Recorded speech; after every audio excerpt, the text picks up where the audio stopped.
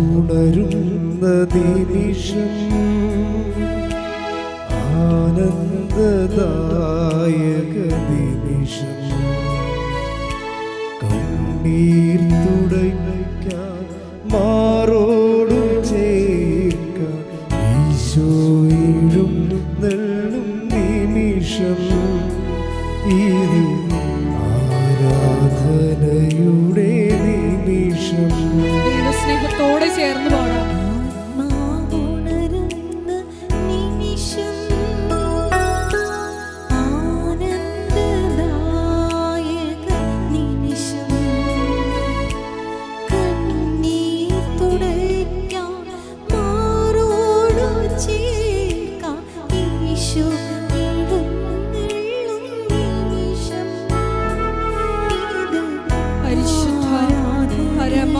ദിവ്യകാരുണ്യത്തിന് ആരാധനയും ഉണ്ടായിരിക്കട്ടെ. പരിശുദ്ധ പരമ ദിവ്യകാരുണ്യത്തിന് നേരവും ആരാധനയും ഉണ്ടായിരിക്കട്ടെ. പരിശുദ്ധ പരമ ദിവ്യകാരുണ്യത്തിന് നേരവും ആരാധനയും ആരാധിച്ചിടുന്നു പാടി നമിക്കുന്നു. സ്തുതിച്ചു പ്രാർത്ഥിക്കാം. ഹല്ലേലൂയ ഹല്ലേലൂയ. യേശുവേ ആരാധന, മഹത്വം മഹത്വം, ആരാധന ആരാധന. ഹല്ലേലൂയ ഹല്ലേലൂയ. യേശുവേ ആരാധന, മഹത്വം മഹത്വം, ആരാധന ആരാധന. ഹല്ലേലൂയ. യേശുവേ നന്ദി. യേശുവേ ആരാധന. ഹല്ലേലൂയ. യേശുവേ ആരാധന. പാടി നമിക്കുന്നു ഞങ്ങൾ. യേശുവേ ഈ അൾത്താരയിൽ സമർപ്പിച്ചു പ്രാർത്ഥിക്കുന്നു. എല്ലാവരെയും പ്രത്യക്ഷീകരണത്തിന്റെ സാക്ഷികളാക്കി ഉയർത്തണമേ എന്ന് പ്രാർത്ഥിക്കുന്നു. ഹല്ലേലൂയ. മഹത്വം മഹത്വം, ആരാധന ആരാധന. ഹല്ലേലൂയ ഹല്ലേലൂയ. യേശുവേ ആരാധന. ഹല്ലേലൂയ ഹല്ലേലൂയ ഹല്ലേലൂയ. യേശുവേ നന്ദി. മഹത്വം മഹത്വം മഹത്വം, ആരാധന ആരാധന ആരാധന. യേശുവേ സ്തുതി. ഹല്ലേലൂയ ഹല്ലേലൂയ ഹല്ലേലൂയ ഹല്ലേലൂയ ഹല്ലേലൂയ. യേശുവേ നന്ദി ഹല്ലേലൂയ ഹല്ലേലൂയ ഹല്ലേലൂയ ആരാധന. യേശുവേ സ്തുതി. ഹല്ലേലൂയ ഹല്ലേലൂയ ഹല്ലേലൂയ. മാവിന്റെ വലിയ കൃപകൾക്ക് വേണ്ടി ദാഹിച്ചു പ്രാർത്ഥിച്ചുകൊണ്ട് ദൈവസ്നേഹത്തോടെ നമുക്കായിരിക്കാം. ഹല്ലേലൂയ ഹല്ലേലൂയ ഹല്ലേലൂയ ഹല്ലേലൂയ. യേശുവേ നന്ദി. യേശുവേ സ്തുതി. ഹല്ലേലൂയ ആരാധന. യേശുവേ മഹത്വം കൂടി ആരാധനയ്ക്ക് ബഹുമാനപ്പെട്ട വിപിലോസനെ പ്രത്യേകം സമർപ്പിച്ചു പ്രാർത്ഥിക്കുന്നു. അച്ഛന്റെ ആരോഗ്യത്തെ സമർപ്പിച്ചു പ്രാർത്ഥിക്കുന്നു. യേശുവേ ഞങ്ങൾക്ക് വചനം നൽകണമേ എന്ന് പ്രാർത്ഥിക്കുന്നു. ആന്തരിക ബോധ്യങ്ങൾ നൽകണമേ എന്ന് പ്രാർത്ഥിക്കുന്നു. ഹല്ലേലൂയ. യേശുവേ ആരാധന, മഹത്വം മഹത്വം, ആരാധന ആരാധന. ഹല്ലേലൂയ ഹല്ലേലൂയ. യേശുവേ ഹല്ലേലൂയ. ആരാധന ആരാധന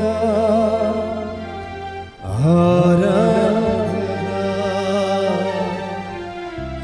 ആരാധന. സർവ്വരും എല്ലാവരും ചേർന്ന്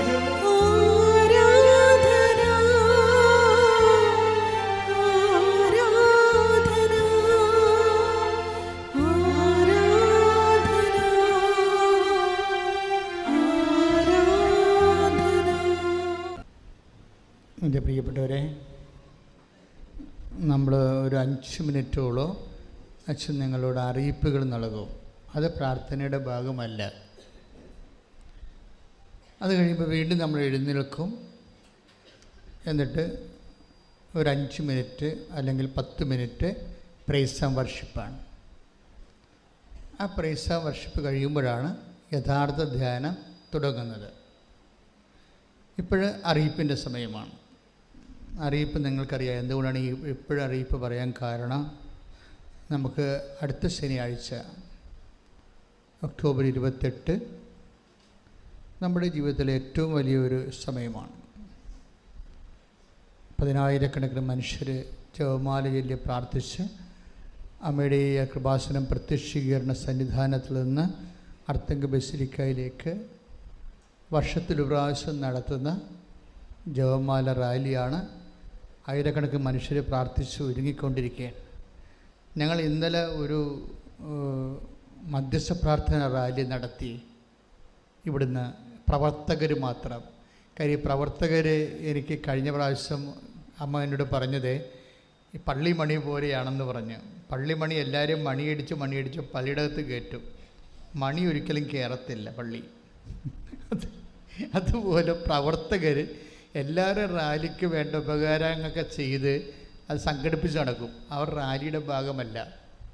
അതുകൊണ്ട് അവർക്ക് വേണ്ടി, പ്രവർത്തകർക്ക് വേണ്ടി മാത്രം 100-200 പേരുടെ ഒരു ജപമാല റാലി ഞങ്ങളിവിടെ ഇന്നലെ 3 മണി തൊട്ട് 3:30 തൊട്ട് 7:30 മണി വരെയാണ് അർത്തിങ്കിലെത്തി. എപ്പോഴും 7:30 മണിയായി നടന്ന് ജപമാല ചൊല്ലി അവിടെ എത്തി. നിങ്ങൾ ഈ റാലി പങ്കെടുക്കാൻ പോകുന്ന എല്ലാവരെയും ഞങ്ങൾ സമർപ്പിച്ചിട്ടുണ്ട്. കാര്യം ഒത്തിരിയേറെ പ്രതീക്ഷയോടുകൂടിയാണ് ആൾക്കാർ ജപമാല, മാതാവിൻ്റെ ജപമാല പ്രാർത്ഥിച്ച്. നമ്മുടേതെന്ന് പറയുമ്പോൾ ഒരു റിച്ച് റോസറി റാലിയാണ്. കാരണം 10,000-കണക്കിന് എല്ലാ ജാതി നാനാ വിശ്വാസികളും ഒരുമിച്ച് കൂടി പ്രാർത്ഥിക്കുന്നതാണ്. അപ്പോൾ സ്വാഭാവികമായിട്ടും എല്ലാവരുടെയും അപ്പന്മാരുടെ മക്കളൊക്കെ ലഹരിക്കൊക്കെ അടിപ്പെട്ടു പോകുന്ന കാരണം അവർക്ക് എവിടെ ചെന്ന് പറയണമെന്ന് അറിയാൻ പാടില്ല. അത്ര കണ്ട് അവർ വേദന അനുഭവിക്കുന്നുണ്ട്. ചില മക്കൾ ഡിപ്രഷനിലേക്ക് പോകുന്നു, പലരും യൂത്തുകളും. അപ്പോൾ അതിനൊക്കെ പ്രത്യേകിച്ച് മരുന്നൊന്നുമില്ല. തൽക്കാലം ഇങ്ങനെ ഒടിഞ്ഞ അസ്ഥി നമ്മൾ കമ്പിയൊക്കെ ഇട്ട് വെച്ചാലും കമ്പി ഇട്ടതുപോലെ നമുക്ക് തോന്നും. അതാണ് മരുന്നിൻ്റെയൊക്കെ ഒരു കുഴപ്പം. അതാണ്. ഇതുപോലെ ദൈവം തന്നെ സുഖപ്പെടുത്താതെ ഒരാളും പരിപൂർണമായിട്ട് സുഖപ്പെടുകത്തില്ല. അപ്പോൾ അവരുടെ മനസ്സും അങ്ങനെയുള്ളവരുടെയൊക്കെ മനസ്സും, ചിലരൊക്കെ സാമ്പത്തികമായ ബാധ്യതകളും കടങ്ങളുമൊക്കെ, ചിലർക്ക് ജീവിതം അവരെ കൈപിടിപ്പിക്കാൻ വേണ്ടിയുള്ള പരിശ്രമങ്ങളാണ്. അപ്പോൾ അവരെയൊക്കെ എല്ലാവരും, ചിലർക്ക് രോഗങ്ങളാണ്. അപ്പോൾ എല്ലാവരും മനസ്സിലിരിക്കുന്നത് റാലി വരട്ടെ, ഉടമ്പടി എടുത്ത് എല്ലാവരും എടുക്കാൻ പോകുന്നവരും ഒരുമിച്ച് മാതാവിൻ്റെ തിരുസന്നിധി യാതനാ യാത്ര നടത്തിയാണ് നമ്മൾ നമ്മുടെ പ്രാർത്ഥനകൾ ദൈവതിരുസന്നിധിയിൽ സമർപ്പിക്കുന്നത്. അപ്പം നിങ്ങൾ ചെയ്യേണ്ടത്, നിങ്ങൾ വരുന്നതനുസരിച്ച് ചേർന്നാൽ മതി. തിരക്കിട്ട് ധൃതി ഉണ്ടാക്കി വാഹനാപകടം ഉണ്ടാക്കരുത്. വരുന്ന മുറക്ക് പതുക്കെ ചേരണം. ഞങ്ങളിവിടെ നിന്ന് 5:30 സ്റ്റാർട്ട് ചെയ്യും. അപ്പം നിങ്ങൾ വാഹനത്തിലിരിക്കുന്നൊരു 5:30 തൊട്ട് പ്രാർത്ഥിക്കാൻ തുടങ്ങണമെന്നേ ഉള്ളൂ. അല്ലാതെ ഇവിടെ നിന്ന് 5:30 എത്തരുത്. അതെങ്ങനെ പതുക്കെ 5:30, 6:30, 7:30, 8:30, 9:30, 10:30 മണി വരെ ആൾക്കാർ വന്നുകൊണ്ടിരിക്കും. കഴിഞ്ഞ പോലും അങ്ങനെയായിരുന്നു. 10:30 മണി വരെ ആൾക്കാർ വന്നുകൊണ്ടിരിക്കും. അപ്പോൾ അവരവിടെ വരുമ്പോൾ, ആ റാലിയുടെ അറ്റം വരുമ്പോൾ 5:30 മണിയാവും, 5 മണിയാവും. അർത്തിങ്കൽ ശുശ്രൂഷ 5 മണി വരെ ഉണ്ടാകും. റാലി വരണവരെ അർത്തിങ്കൽ അഭിനന്ദ പിതാക്കന്മാരുടെ പരിശുദ്ധ കുർബാനയും സന്ദേശമൊക്കെ ഇട്ട് വളരെ, അത് കഴിഞ്ഞിട്ട് ആരാധനയാണ്. ഇപ്പോൾ ഒരു 10:30 നമ്മളെ റാലി അവിടെ എത്തിയാൽ 10:30 നമ്മുടെ കോഴിക്കോട് അഭിനന്ദ ചക്കരക്കൽ പിതാവിൻ്റെ പരിശുദ്ധ കുർബാനയാണ്. അതൊരു 11:30, 12 മണിയാകുമ്പോൾ കാഞ്ഞിരപ്പള്ളി പിതാവിൻ്റെ, അറക്കൽ പിതാവിൻ്റെ ജപമാല റാലി സന്ദേശമാണ്. അപ്പോൾ അതൊരു 1 മണിയാകുമ്പോൾ, മിക്കവാറും 1:30 മലങ്കര റൈറ്റിൽ പത്തനംതിട്ട പിതാവിൻ്റെ, സാമൂഹ്യ ഇർണേസ് പിതാവിൻ്റെ പരിശുദ്ധ കുർബാനയാണ് മലങ്കര റൈറ്റിലെ. അതിനുശേഷം അത് ഒരു 3 മണിക്ക് അവസാനിക്കുകയാണെങ്കിൽ ആ 3 മണി മുതൽ പിന്നെ ആരാധനയാണ്. ഞാൻ ഉൾപ്പെടെ ശുശ്രൂഷയിലിരിക്കുന്ന എല്ലാ വൈദികരുടെയും ഒരു ആരാധനയും സമാപനത്തിൽ ആരാധന. നിങ്ങളുടെ ആ ആരാധനയിലാണ് എല്ലാവരുടെയും വിഷയങ്ങളെ കളക്ട് ചെയ്ത് പരിശുദ്ധ കുർബാനയിൽ പരിശുദ്ധ അമ്മയുടെ മാധ്യസ്ഥ ഈശോയ്ക്ക് ഏൽപ്പിക്കുന്നത്. അത് മിക്കവാറും 2 മണിക്കൂർ ആരാധന ഉണ്ടാവും. അപ്പോൾ ഇതാണ് ടൈം ടേബിളിൻ്റെ ഒരു അവസ്ഥ. അപ്പോൾ അതനുസരിച്ചിട്ട് നിങ്ങൾക്കറിയാമല്ലോ, എല്ലാ ട്രാൻസ്പോർട്ട് ഡിപ്പോകളിൽ നിന്നും ബസ്, ട്രാൻസ്പോർട്ട് ഡിപ്പാർട്ട്മെൻറ്റ് തന്നെ, KSRTC തന്നെ റാലിക്ക് വേണ്ടി ബസ് അറേഞ്ച് ചെയ്തിട്ടുണ്ട്. 50 പേര് അനുസരിച്ച് എല്ലാ ഡിപ്പോയും, കേരളത്തിൻ്റെ അറ്റം തൊട്ട് അറ്റം, കാസർഗോഡ് വരെ, ട്രിവാൻഡ്രം മുതൽ കാസർഗോഡ് വരെ എല്ലാ ഡിപ്പോയിൽ നിന്നും ട്രാൻസ്പോർട്ട് ബസ്സുണ്ട്, റാലിക്ക് വേണ്ടി അവരെ തിരിച്ചു കൊണ്ടുപോവുകയും ചെയ്യും. അപ്പോൾ നിങ്ങൾ അവിടെ പോയി ബുക്ക് ചെയ്യണമെന്നേ ഉള്ളൂ. പിന്നെ പ്രൈവറ്റ് ആയിട്ട് വരുന്നവരുണ്ട്. വരുന്നവരെല്ലാവരും പ്രാർത്ഥനയുടെ മൂഡിൽ വരണം. ജപമാല കയ്യിലെടുത്ത് പ്രാർത്ഥിച്ചുകൊണ്ട് വരണം.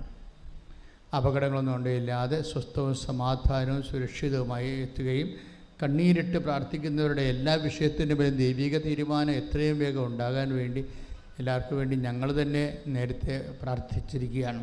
അപ്പോൾ അതുകൊണ്ട് സന്തോഷമായിരിക്കണം. ഒരു കുപ്പി വെള്ളമോ ഇത്തിരി ഭക്ഷണമൊക്കെ കൈ കരുതണത് ബുദ്ധിപരമാണ്. ഞങ്ങളെ കരുതിയിട്ടുണ്ട് ഇവിടെ തീർച്ചയായിട്ടും. അല്ലാതെ തന്നെ നിങ്ങളുടെ കയ്യിലാണെങ്കിൽ റാലി മുറിഞ്ഞു പോകാതിരിക്കാനും ഇടയ്ക്ക് നിന്നൊക്കെ ഭക്ഷണം വാങ്ങിച്ച് കഴിച്ച് അവിടെ നിന്ന് പിന്നെ അത് അങ്ങനെ ഒരു സമയം നിങ്ങൾക്ക് നഷ്ടപ്പെട്ടു പോകാതിരിക്കാൻ വേണ്ടി ഒരു 4 മണിക്കൂർ യാത്രയേ ഉള്ളൂ. ആ 4 മണിക്കൂറിനുള്ളിൽ നമ്മൾ എത്തും അവിടെ. 4:30 കൂടി പോയാൽ 4:30 മണിക്കൂർ അത്രയും മാത്രമേ ഉള്ളൂ. അപ്പോൾ അതനുസരിച്ച് ഒന്ന് അറേഞ്ച് ചെയ്താൽ മതി. കുറച്ച് ഭക്ഷണം അവിടെയും ലഘുഭക്ഷണം ക്രമീകരിച്ചിട്ടുണ്ട്, വെള്ളം ക്രമീകരിച്ചിട്ടുണ്ട്. എങ്കിലും നിങ്ങളുടെ കയ്യിൽ കുറച്ച് വെള്ളവും കുറച്ച് ഭക്ഷണമൊക്കെ ഉണ്ടാകുന്നത് നല്ലതാണ്. ഇൻ കേസ് ഇപ്പോഴും മഴ പൊഴിഞ്ഞു കണ്ടില്ലേ, അപ്പോൾ അതനുസരിച്ച് ഒരു പുട കൂടി കരുതുന്നത് നമുക്ക് നല്ലതാണ്. ഓക്കെ, അപ്പോൾ സന്തോഷമായിരിക്കുക. ആദ്യത്തെ അറിയിപ്പ് കഴിഞ്ഞു. രണ്ടാമത്തെ അറിയിപ്പ്, അതായത് ഇപ്പോഴ് കൃപാസനത്തിൽ ഈ ഒക്ടോബർ മാസത്തിൽ ഒക്ടോബർ മാസം മാത്രമേ ഉള്ളൂ എന്ന് എനിക്കറിയത്തില്ല. അതായത് ഉടമ്പടി ഓപ്പണായിട്ട് ലൈവായിട്ട് ബ്രോഡ്കാസ്റ്റ് ചെയ്യുന്നുണ്ട്. അത് വലിയൊരു ഭാഗ്യമാണ്. 9:00 ഉടമ്പടി തുടങ്ങിക്കഴിഞ്ഞാൽ അപ്പം തന്നെ നിങ്ങൾ ലൈവായിട്ട് ഉടമ്പടി കാണിക്കും.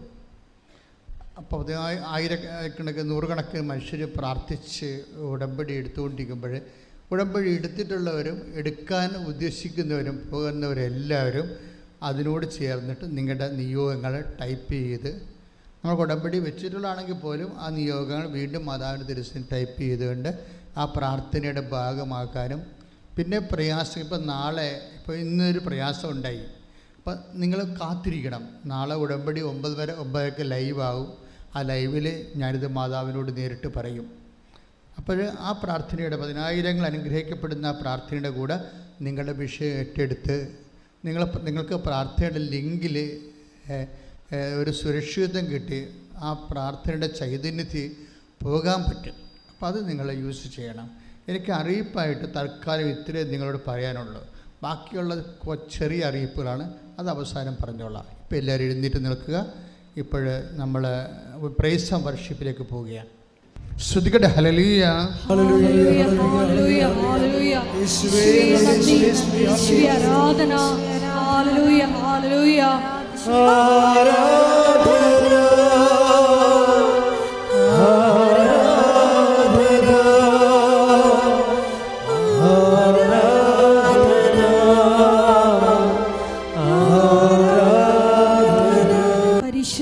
പരമ ദിവ്യ കാരുണ്യത്തിന്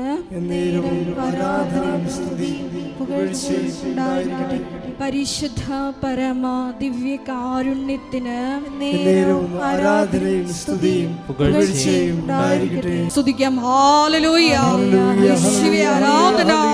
ഹല്ലേലൂയ, ഹല്ലേലൂയ. ആരാധന, ആരാധന. ഹല്ലേലൂയ, യേശുവേ ആരാധന. ഹല്ലേലൂയ.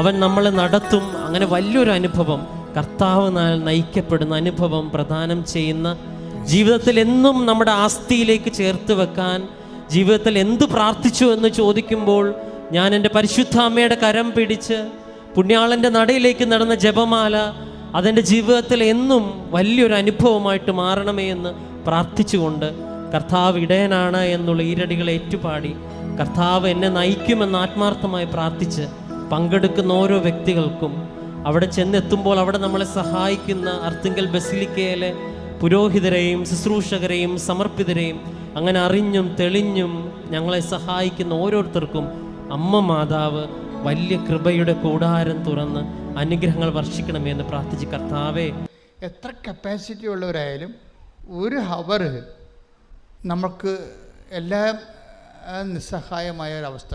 അപ്പൻ്റെ അവസ്ഥ ഇതാണ്. പണ്ട് നീ ഒരു നേഴ്സല്ലേ എന്ന് ചോദിച്ച ഹസ്ബൻഡ് ഇപ്പം ചോദിക്കുന്നില്ല. അയാൾ ആ വിശ്വാസ പ്രമാണം നോക്കിയിട്ട് അത് നോക്കി ചെല്ലി അപ്പൻ്റെ മുതുകത്തി ഉടമ്പടി തൈലം പുരട്ടിക്കൊടുക്കും. അപ്പോൾ പിറ്റേ ദിവസം അങ്ങനെ ഒരു സംഭവം ആ മുതുകത്തില്ലാത്ത രീതിയിൽ അപ്പൻ അമ്മ പരിശുദ്ധ അമ്മ ഹീലാക്കി കൊടുക്കും. അപ്പോഴേ അദ്ദേഹം അപ്പോൾ വിശ്വാസത്തിൽ വരും. വിഷയം അതല്ല, അദ്ദേഹത്തിൻ്റെ പ്രാർത്ഥനയുടെ രീതിയാണ്. പിന്നീട് പെട്ടെന്ന് ഡോക്ടർമാർ പറഞ്ഞ് അപ്പം കിടന്ന് ആൾക്കാർ പൊക്കി കോരിയെടുത്താൽ മാത്രമേ അപ്പനെ കൊണ്ടുപോയി എവിടെയെങ്കിലും കട്ടിൽ കിടത്താൻ പറ്റത്തുള്ളൂ. ആ അപ്പൻ നടന്ന ആംബുലൻസിൽ കയറി. പക്ഷേ ഡോക്ടർ പറഞ്ഞ് ക്യാൻസർ ഉണ്ട് എന്ന് പറഞ്ഞു. ബയോപ്സിക്ക് വിട്ടിരിക്കുകയാണ് ഒരു കഷണം. അത് ഉള്ളിലാണ്. അത് ഇത് രോഗമല്ല, മാതാവ് സുഖപ്പെടുത്തിയ രോഗമല്ല, വേറെ രോഗം അപ്പനുണ്ട്. അത് ബയോപ്സിക്ക് വിട്ടിരിക്കുകയാണെന്ന് പറഞ്ഞു. അതോടുകൂടി ഈ മനുഷ്യൻ വിറച്ചുപോയി. ഈ മനുഷ്യൻ നേരെ വന്ന് മാതാവിൻ്റെ അടുത്ത് ഇവിടെ നിന്നേച്ച്, നിങ്ങൾക്കറിയാമല്ലോ കുറേ പേര് അങ്ങനെ കുറേ മനുഷ്യരുണ്ട്. രാവിലെ ഇങ്ങോട്ട് വരും, മാതാവിനെ നോക്കിക്കൊണ്ട് മണിക്കൂറോളം നിൽക്കും. അപ്പോൾ ഈ മനുഷ്യൻ ഇവിടെ വന്നിച്ച് മാതാവിനോട് പറയുന്നൊരു പ്രാർത്ഥന ഉണ്ട്. അതാണ് എൻ്റെ പോയിൻ്റ്. മനുഷ്യൻ, അമ്മേ, ഞങ്ങൾ രണ്ടുപേരും കൂടി ഒരുമിച്ച് പോകാൻ നേരത്താണ് ഇപ്പോൾ അപ്പന് ഈ രോഗം വന്നത്.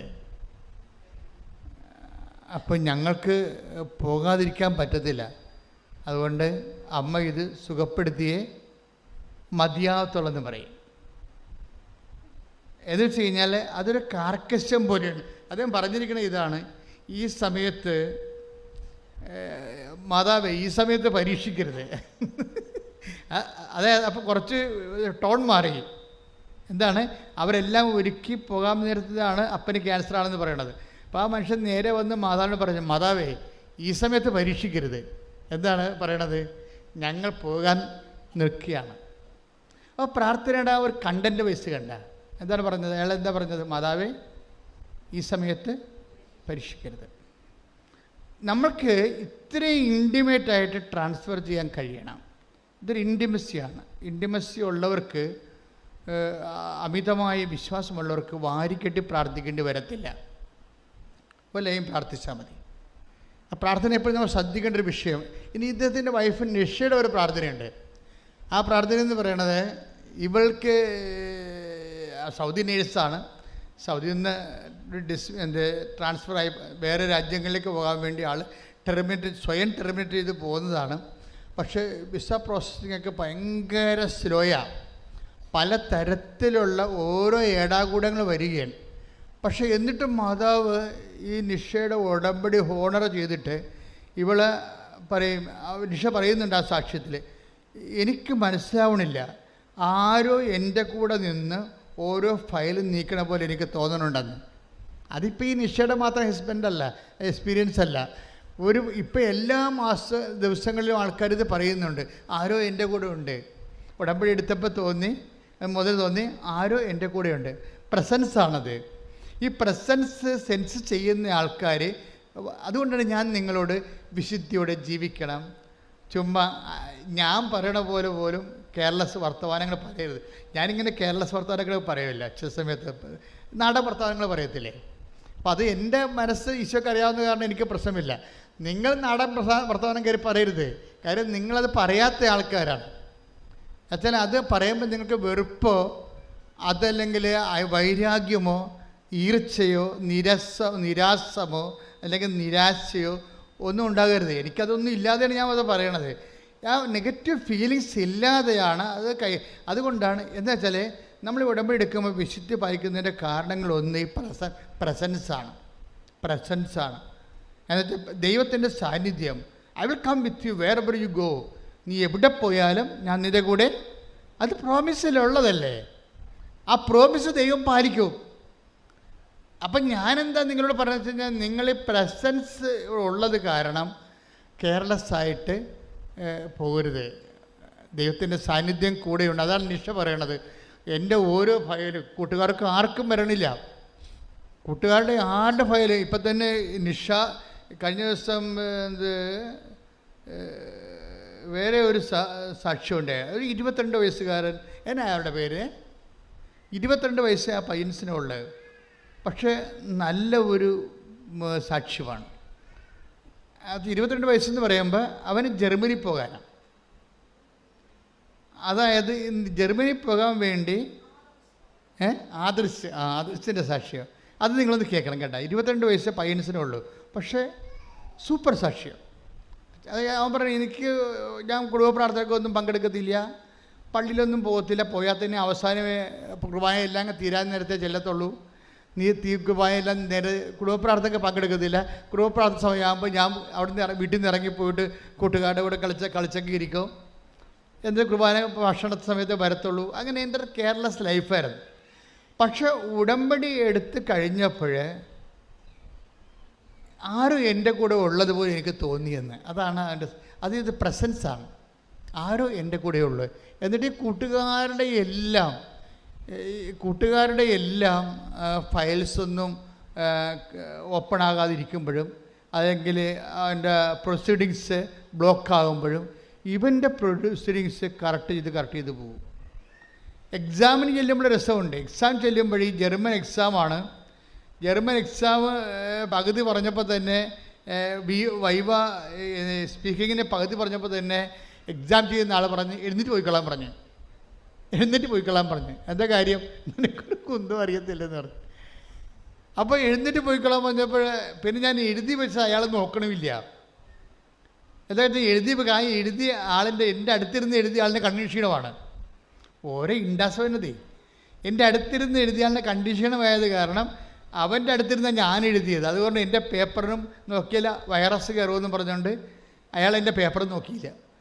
അപ്പോൾ ഞാനിവിടുത്തെ എൻ്റെ വൈവയും പോയി, എൻ്റെ റൈറ്റിങ്ങും പോയി. ഞാൻ പിന്നെ എന്നാ ചെയ്യാനാണ്? പക്ഷേ രാത്രിയായപ്പോൾ മെസ്സേജ് വന്നു, നീ പാസ്സായെന്ന്. നമ്മളെ വല്ലാതെ ഞെട്ടിച്ചുകൊണ്ടാണ് ഇവിടെ പോണത്. അപ്പോൾ ഈ 22 വയസ്സുകാരൻ, പള്ളി കയറാത്തവൻ, കുടുംബപ്രാർത്ഥനയ്ക്ക് ഇറങ്ങിപ്പോകുന്നവൻ, എങ്ങനെയാണ് ദൈവം അവൻ്റെ ഒരു വിഷയത്തിൽ ഇടപെടണത്? എന്നിട്ട് ഇപ്പോൾ അവൻ പറയാണ്, ഞാൻ എൻ്റെ ഉടമ്പടിയല്ല എൻ്റെ ജീവിത പ്രശ്നമല്ല പ്രശ്നം, ഏറ്റവും വലുത് ഉടമ്പടി എന്നെ ദൈവത്തോട് അടുപ്പിച്ചെന്നാണ് പറയണം. ഉടമ്പടി എന്നെ ദൈവത്തോട് അടുപ്പിച്ചു. ഞാൻ എന്താ ഇപ്പം നിങ്ങളോട് പറയണമെന്ന് വെച്ച് കഴിഞ്ഞാൽ, നിങ്ങൾ കുറച്ചുകൂടി ദൈവത്തോട് അടുക്കണം. കാര്യം ഉടമ്പടിയുടെ കൊണ്ട് ഉദ്ദേശിക്കുന്നത് ജീവിത പ്രശ്നമാണെങ്കിൽ അത് പ്രശ്നത്തെ ബേസ് ചെയ്താണ് ഉടമ്പടിയിൽ നിങ്ങൾ ചരിക്കണമെങ്കിൽ അത് മാർക്ക് കുറയാൻ സാധ്യതയുണ്ട്. എൻ്റെ ഒരു നിർദ്ദേശം, ഒരു പ്രശ്നവും ഇല്ലാത്തപ്പോൾ മനുഷ്യനെ ഉടമ്പടി എടുക്കുമെന്നാണ്. ഉടമ്പടി എടുക്കാൻ വേണ്ടി പ്രശ്നം ഉണ്ടാകാൻ കാത്തിരിക്കരുത്. അച്ഛൻ പറഞ്ഞ മനസ്സിലായ? ഇത് വളരെ സീരിയസ് വിഷയമാണ്. ഉടമ്പടി എടുക്കാൻ വേണ്ടി പ്രശ്നം ഉണ്ടാകാൻ കാത്തിരിക്കരുത്. ഞങ്ങൾക്കൊരു പ്രശ്നമില്ലല്ലോ, ഞങ്ങൾ പിന്നെ എന്തിനാ ഉടമ്പടി എടുക്കണേ എന്ന് ചോദിക്കൂ. പ്രശ്നമുള്ളവരൊക്കെ പോയി എടുക്ക്, ഞങ്ങൾക്കൊരു പ്രശ്നമില്ലെന്ന് പറയും. പക്ഷെ പ്രോബ്ലം എന്ന് വെച്ച് കഴിഞ്ഞാൽ ഒരു പ്രശ്നവും ഇല്ലാത്തവരാണ് ഉടമ്പടി എടുക്കേണ്ടത് ആദ്യം. അതെന്താണെന്ന് ചോദിച്ചു കഴിഞ്ഞാൽ, പ്രശ്നം ഉണ്ടാകുമ്പോൾ ഇപ്പം നിഷ എന്താണ് അമ്മയോട് പറയണത്? അമ്മേ, നിഷയുടെ ഒരു പ്രാർത്ഥനയുണ്ട്. എന്താണ്? അമ്മേ, എന്നെ നീ ഇവിടം വരെ കൊണ്ടുവന്ന നീയാണ്, ഐ നോ ഇറ്റ്. ഇപ്പം ഞാൻ തകർന്നിരിക്കുകയാണ്, എൻ്റെ റിജക്റ്റാകാൻ പോകുന്നു, പണവും എൻ്റെ കയ്യിലില്ല, എന്നെ അവിടെ എത്തിക്കേണ്ട ചുമതല നിൻ്റെതാണ്. ഓ, എന്നാ രസമുള്ള പ്രാർത്ഥനയാണ്. എന്നെ ഇവിടം വരെ കൊണ്ടുവന്ന നീയാണ്, പക്ഷെ ഞാനിപ്പോൾ ഫ്ലോപ്പിലാണ്. ഇനി എന്നെ ഇവിടം വരെ കൊണ്ടുവന്ന നീയാണെങ്കിൽ എന്നെ എത്തേണ്ടടുത്ത് എത്തിക്കേണ്ട ചുമതല നിൻ്റെതാണ്. Praise the lord. സ്തുതിക്കട്ടെ. ഹല്ലേലൂയ, ഹല്ലേലൂയ, ഹല്ലേലൂയ, എല്ലാവർക്കും ദൈവവുമായിട്ട് വ്യക്തിപരമായിട്ടൊരു ബന്ധം ഉണ്ടാകുവാൻ ഈ ആരാധനയിലൂടെ കൃപയാകണമേ. ഈ പ്രാർത്ഥനയെല്ലാം വരുന്ന ഒരു ഇൻറ്റിമസി ഉണ്ട്. ഇതാണ് ഇതിൻ്റെ പ്രാർത്ഥനയുടെ ഇന്ധനം അല്ലെങ്കിൽ ടെഷർ എന്ന് പറയുന്നത്. ഇൻറ്റിമസി എന്ന് വെച്ചാൽ ആത്മബന്ധം. അതുകൊണ്ടാണ് ഞാൻ പറയണത്, ആ ഉടമ്പടിയുടെ ലക്ഷ്യം പ്രശ്നത്തെ പരിഹരിക്കുകയല്ല. അത് പ്രശ്നത്തെ ഈസിയായിട്ട് പരിഹരിക്കും, അതല്ല പ്രശ്നം. മുഖ്യ ലക്ഷ്യം, ഉടമ്പടിയുടെ ലക്ഷ്യം, ഇറ്റ് ഈസ് ബൈലാറ്ററൽ എഗ്രിമെൻറ്റ്. നീയും നിൻ്റെ ദൈവവും തമ്മിൽ ജീവിതത്തിൽ ഒരു കാഷ്വൽ റിലേഷനല്ല, വിശ്വാസ സംബന്ധമായ ഒരു റിലേഷൻസ് അല്ല ഉള്ളത്. ഒരു പെർട്ടിക്കുലർ ആൻഡ് പേഴ്സണൽ റിലേഷനാണ് ഉടമ്പടിയിൽ. ഒരു വിശിഷ്യ പെർട്ടിക്കുലറായിട്ടുള്ള വ്യക്തിപരമായ പേഴ്സണലായിട്ടുള്ള റിലേഷൻ്റെ ഏറ്റവും ഇന്ന് നിലവിലുള്ള നമുക്ക് ലഭ്യമായ ഏറ്റവും വലിയ പോംവഴിയാണ് ഉടമ്പടി. പ്രാർത്ഥിക്കുക, കർത്താവ് ദൈവമേ, മരിയൻ ഉടമ്പടി എന്നുള്ള മഹാദൈവാനുഭവത്തിന്റെ പുതിയ വാതിൽ മനുഷ്യ സമൂഹത്തിന് മുമ്പിൽ മറിയത്തിലൂടെ തുറന്നു വെച്ച പരിശുദ്ധാത്മാവേ, ഉടമ്പടി എടുത്തവരെയും എടുക്കാൻ പോകുന്നവരെയും ഈ നിമിഷം അനുഗ്രഹിക്കണമേ. അപ്പാ, സ്വർഗീയ പിതാവേ, പുത്രനായ ക്രിസ്തുവിന്റെ നാമത്തിൽ പ്രാർത്ഥിക്കുന്നു.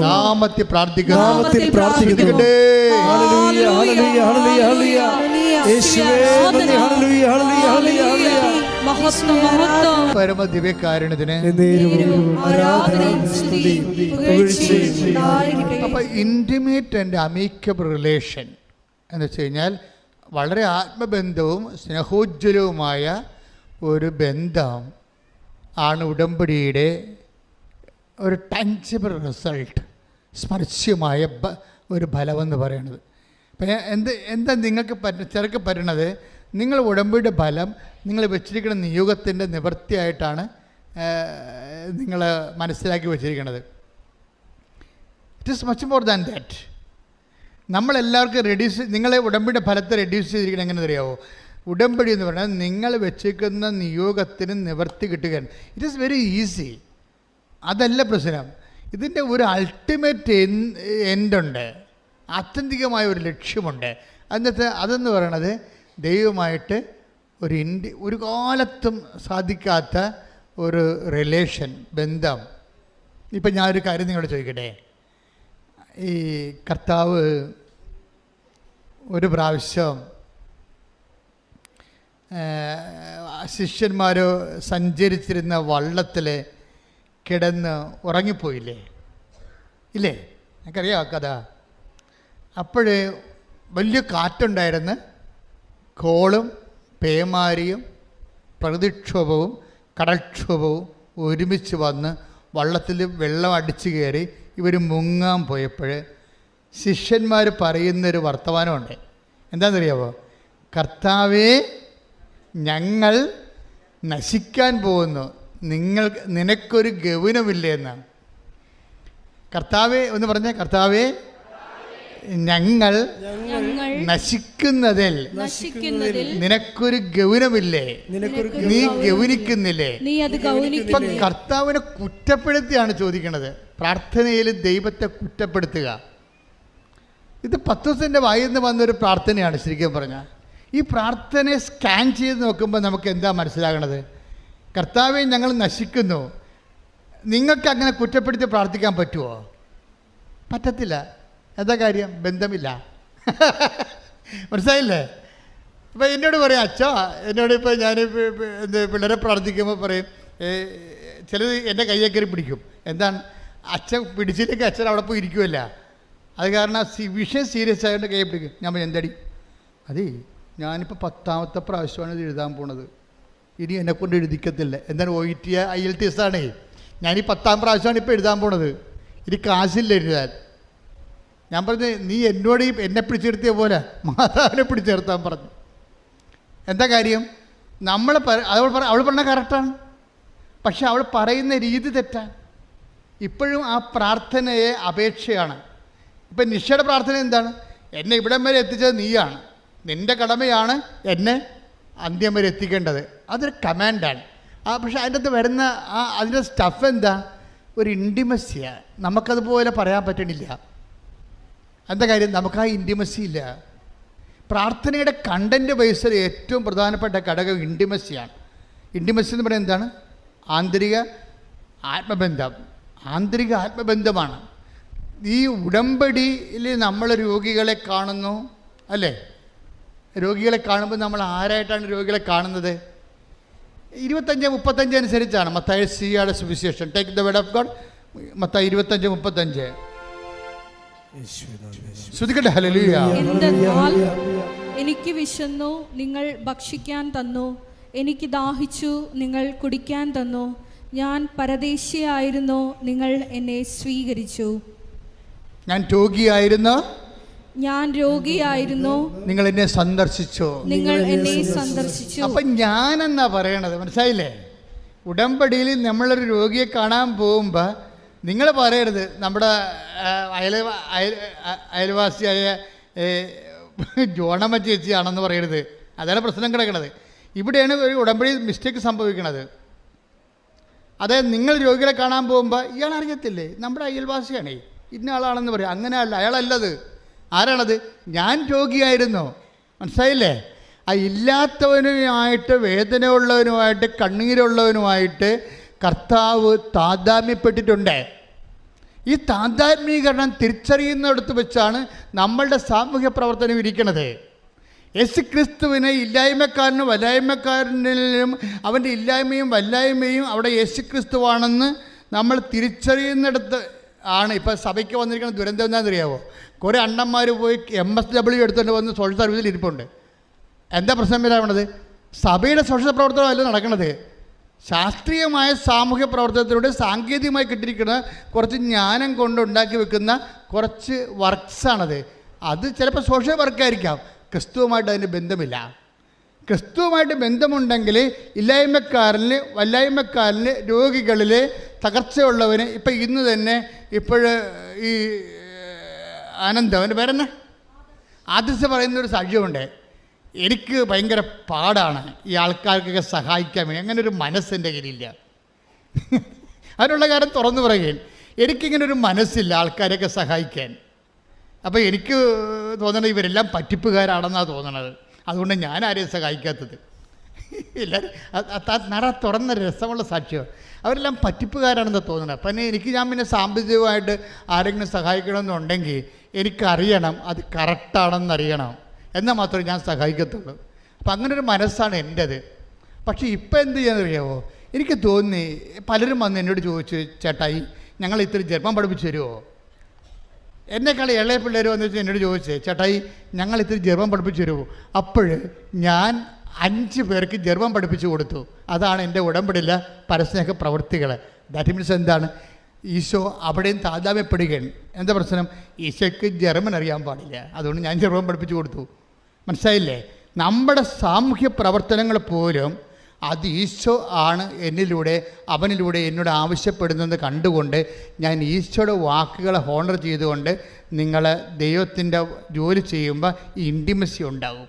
അല്ല, ഇൻറ്റിമസി ഉണ്ടാകത്തില്ല. ദൈവം ആത്മാർത്ഥ ദൈവമാണ്. അതുകൊണ്ട് നമ്മളെ കഷ്ടപ്പെടുന്ന ഇപ്പോൾ അദൃശ്യം പറയുന്നത് എന്താണ്? ഇപ്പം ഞാൻ ജർമ്മൻ പഠിപ്പിച്ച് മഴ കൊടുക്കുക മാത്രമല്ല, രോഗികളെ കാണാൻ പോകും. ഞാൻ പിന്നെ ഭക്ഷണമില്ലാത്തൊക്കെ ഭക്ഷണം എത്തിച്ച് കൊടുക്കും. ടോട്ടൽ 22 വയസ്സുകാരൻ ടോട്ടലി ചേഞ്ചിലായി. 22 വയസ്സുകാരനെ ഒരൊറ്റ ഉടമ്പടി കൊണ്ട് ഇത്രയും ചേഞ്ച് ചെയ്യാൻ പറ്റുമെങ്കിലേ ഉടമ്പടിയേക്കാൾ നല്ലൊരു സംവിധാനം ഇപ്പം ഇല്ലെന്നല്ല എൻ്റെ അർത്ഥം. കൈയിടിച്ച് കർത്താവ് ഡെലിവറി ചെയ്യുക.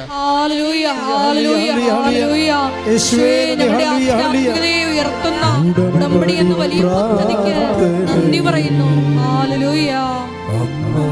ഉടനടി പരിഹാരമേകും ഉടമ്പടി പ്രാർത്ഥനയിൽ അമ്മ ഉടനടി പരിഹാരമേകും അവൻ പറയുന്നത് ചെയ്തിടുവിൻ ജീവിതം ധന്യമായി അവൻ പറയുന്നത് ചെയ്തിടുവിൻ ജീവിതം ധന്യമായി തീർന്നിടും. പരിശുദ്ധ പരമദിവ്യകാരുണ്യത്തിന് എന്നേരും ആരാധനയും സ്തുതിയും പുകഴ്ചയും ഉണ്ടായിരിക്കട്ടെ. മർക്കോസ് 4:32 പോകാം. മർക്കോസ് 4:38. യേശു അമരത്ത് തലയണ വെച്ച് ഉറങ്ങുകയായിരുന്നു. ഏറ്റു പറഞ്ഞേ, യേശു അമരത്ത് തലയണ വെച്ച് ഉറങ്ങുകയായിരുന്നു. അവർ അവനെ വിളിച്ചുണർത്തി പറഞ്ഞു, ഗുരു, ഞങ്ങൾ നശിക്കാൻ പോകുന്നു. നീ അത് ഗൗനിക്കുന്നില്ലേ? എന്താ പ്രശ്നം? നീ അത് ഗൗനിക്കുന്നില്ലേ? ഞങ്ങൾ നശിക്കാൻ പോകുന്നു. ഇത് ഒരു ആധികാരികമായിട്ടുള്ള ഒരു പ്രാർത്ഥനയാണ്. അതായത് അവർക്ക് വേറൊരു ഓപ്ഷനില്ല. കർത്താവാണ് കിടന്ന് ഉറങ്ങുകയും ചെയ്യുന്നത്. നമ്മുടെ ജീവിതത്തിൽ സംഭവിക്കാൻ സാധ്യതയുള്ളതാണ്. ഇങ്ങനെ ദൈവത്തിൻ്റെ ഉത്തരം കിട്ടാതിരിക്കുകയും പ്രശ്നങ്ങൾ നമ്മളെ വേട്ടയാടുകയും ചെയ്യുന്ന സമയത്ത് ഇൻറ്റിമസിയാണ് വേണ്ടത്. മനസ്സിലായില്ലേ? അല്ലാതെ നിങ്ങളുടെ സാധാരണ ഫങ്ഷണൽ പ്രയറിന് വർക്കൗട്ട് ചെയ്യത്തില്ല. സാധാരണ ഫങ്ഷൻ പ്രെയർ കൊണ്ട് ഈ സമയത്ത് സ്വർഗസ്ഥനായ പിതാവാണല്ല പ്രാർത്ഥന അല്ല, അതിൻ്റെ അപ്പുറത്തൊരു പ്രാർത്ഥനയുണ്ട്. അത് നീ തന്നെ സ്വർഗസ്ഥനായ പിതാവ് നീ രചിച്ച പ്രാർത്ഥനയാണ്. ഇപ്പം നിഷ രചിച്ച പ്രാർത്ഥനയില്ലേ? നിഷയുടെ ഹസ്ബൻഡ് രചിച്ച പ്രാർത്ഥനയില്ലേ? എന്താണ്? മാതാവേ, ഈ സമയത്ത് പ്രലോഭനം കൊണ്ട് വന്നാൽ ഞങ്ങൾ പെട്ടുപോകും, അതുകൊണ്ട് അമ്മ ഈ വിഷയത്തിൽ ഇടപെടണം. ദാറ്റ് മീൻസ് അതാണ് അത് സാങ്കേതിക പ്രാർത്ഥനയെക്കാളും വലിയ പ്രാർത്ഥനയാണ് പേഴ്സണൽ പ്രാർത്ഥന എന്ന് പറയുന്നത്. പക്ഷേ ഈ പേഴ്സണൽ പ്രാർത്ഥനയ്ക്ക് എന്താ വേണ്ടത്? അതിന് ഇൻറ്റിമസി വേണം. ഈ അപ്പോസ്തലന്മാർ ഈശോയെ കുറ്റപ്പെടുത്തുന്നത് എന്താണ്? ഞങ്ങൾ നശിക്കാൻ പോകുന്നു. എന്താ? നീ അത് ഗൗനിക്കുന്നില്ലേ? അതൊരു കുറ്റപ്പെടുത്തലാണ്. പക്ഷെ അങ്ങനെ കുറ്റപ്പെടുത്താൻ വേണ്ടി മാത്രം അവർ ദൈവവുമായിട്ട് ഇൻറ്റിമസിയായി. പറഞ്ഞ മനസ്സിലായില്ലേ? ദൈവത്തെ പ്രാർത്ഥനയിൽ ഒരാവശ്യം വരുമ്പോൾ നമ്മൾ കുറ്റപ്പെടുത്തുകയാണ് വേണ്ടത്. ഒരു സർക്കാർ ഓഫീസിൽ പോയി നമ്മൾ ഒരാവശ്യം വരുമ്പോൾ ആ ഓഫീസിനെ കുറ്റപ്പെടുത്തിയാൽ പിന്നെ ഉള്ളതുപോലും കിട്ടത്തില്ല, ഇല്ലേ? നെഗറ്റീവാണത്. പക്ഷേ ഈ അപ്പോസ്തലന്മാർക്ക് ഇത്രയും ആത്യന്തികമായൊരു വിഷയം വരുമ്പോൾ മുത്തടം ബൈബിൾ ഉൾഗാത്ത ട്രാൻസ്ലേറ്റ് ചെയ്തിരിക്കുന്നത് കർത്താവേ നിനക്കൊരു ചിന്തയുമില്ലേ എന്നാണ് ചെയ്തിരിക്കുന്നത്. നിനക്കൊരു ചിന്തയുമില്ലേ എന്നുവെച്ചാൽ നീ ഞങ്ങളെക്കുറിച്ച് ഒരു ഗൗരവമില്ല എന്നാണ്. എന്ന് വെച്ചാൽ ഉത്തരവാദിത്തമില്ലെന്നാണ് ചോദിക്കണത്. ദൈവത്തിന് ഉത്തരവാദിത്തമില്ലെന്ന് ദൈവത്തിൻ്റെ മുഖത്ത് നോക്കി ചോദിക്കണമെങ്കിലേ അത് വേറൊരു ബന്ധമാണ്, അത് സാധാരണ ബന്ധമല്ല. ദൈവത്തെ ഇപ്പം ചോദിക്കാൻ നീ ഗൗനിക്കണില്ലേ എന്ന് വെച്ചാൽ ഇപ്പം ഞാനൊരു കാര്യം ചോദിക്കട്ടെ, ആ പ്രാർത്ഥനയുടെ ഇമോഷണൽ സെറ്റപ്പ് എന്താണ്? ഇപ്പം നിൻ്റെ വീട് ഇപ്പോൾ വീട് വെച്ചിട്ടില്ല, പഴയ വീട്ടിൽ താമസിക്കുക, ഭാഗോടമ്പടി പ്രകാരം കിട്ടിയ കുടുംബ വീട്ടിൽ നീ താമസിക്കുകയാണ്. അത് 10-35 കൊല്ലം പഴക്കമുള്ള സംഭവമാണ്. ഈ വീട് കാണിച്ചാൽ നിൻ്റെ മകൾക്ക് ഭർത്താവിനെ കിട്ടത്തില്ല. എന്താ നിൻ്റെ ദുഃഖമെന്ന് വിചാരിച്ചോ? അപ്പം നീ ഭർത്താവിനോട് എന്താ പറയണത്?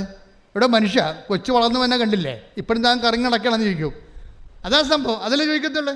ആ ഒരു സ്റ്റൈലെന്ന് പറഞ്ഞാൽ ഭർത്താവിന് ഭാര്യയോട് ചോദിക്കാനുള്ള ആധികാരികമായ ഒരു ബന്ധമുണ്ട്. അതാണ് സംഭവം. ആ ഒരു ബന്ധം ദൈവവുമായിട്ടുണ്ടാകണം. അത് അങ്ങനെ ഉണ്ടാകണമെങ്കിൽ എന്ത് ചെയ്യണം? ക്ലെയിംസ് ഉണ്ടാകണം. ഉടമ്പടിയെപ്പോലെ ക്ലെയിംസ് ഉണ്ടാക്കുന്നൊരു സംവിധാനം വേറെയില്ല. എന്താണ്? നീ പത്രപ്രവർത്തനം നടത്തുന്നുണ്ടേ, കർത്താവിനെ അറിയാത്തവരെ നീ അറിയിക്കുന്നുണ്ട്, ഇല്ലേ? രോഗികളെ നീ കാണുന്നുണ്ട്, എവിടെയെല്ലാം സഹായിക്കാൻ പറ്റുന്നു അവിടെയെല്ലാം സഹായിക്കുന്നുണ്ട്. വിശുദ്ധിയോടെ ജീവിക്കാൻ വേണ്ടി ക്ഷമിക്കേണ്ടി വന്ന് ക്ഷമിക്കുന്നുണ്ട്. അങ്ങനെ വന്ന് ദൈവത്തിൻ്റെ വചനത്തിന് വേണ്ടി ജീവിതം 1 by 1 ആയിട്ട് കാഴ്ചവെച്ച് കഴിയുമ്പോൾ നിനക്ക് ക്ലെയിം ഉണ്ടാവും. എന്താണ്? അവകാശവാദമുണ്ടാവും. എന്താണ്? നീ ജീവിച്ചതാണ്. ഞാൻ എപ്പോഴും കർത്താവിനോട് പണ്ട് പറയുന്നൊരു വർത്തമാനമുണ്ട്, ഇപ്പോൾ പറയാറില്ല.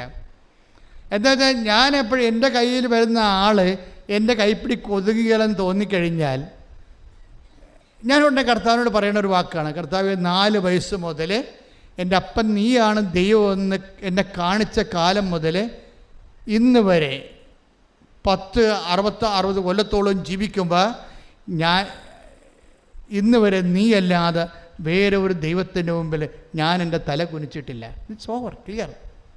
അത് നീ ഓർക്കണമെന്ന് പറയും. അത് ക്രെഡിബിലിറ്റിയാണ്. Claim and credibility. നമ്മൾ ജീവിച്ച വിശ്വാസത്തിൻ്റെ ഒരു ക്രെഡിബിലിറ്റി ഉണ്ട്. അത് നമുക്ക് നൽകിയിട്ടുള്ള ഒരു ക്ലെയിമുണ്ട്, അവകാശവാദമുണ്ട്. ഇൻറ്റിമസി വരണത് ഈ അവകാശവാദത്തിൽ നിന്നാണ് വരണത്. അതിന് നിനക്ക് ഡിപ്പോസിറ്റ് ഉണ്ടാകണം ദൈവതിരുസന്നിധിയിൽ. ഉടമ്പടി നിന്നെ നല്ല നിക്ഷേപമുള്ള നല്ല ആധ്യാത്മിക ആസ്തി ഭദ്രതയുള്ള വ്യക്തിയായി ഉയർത്തും. കൈയിടിച്ച് കർത്താവ് ആരാധനയും സ്തുതിയും പുകഴ്ചയും ഉണ്ടായിരിക്കട്ടെ. ഇനി ഈശോയുടെ ബൈ നേച്ചർ പഠിക്കണം നല്ലതായിരിക്കും. ഈശോയുമായിട്ടല്ല നിങ്ങൾ ഡീൽ ചെയ്യണത്. മാതാവ് അതിനുള്ള മരിയനതൊരു മാർഗമാണ് കേട്ടോ. ലക്ഷ്യമാരാണ് ക്രിസ്തുവാണ്.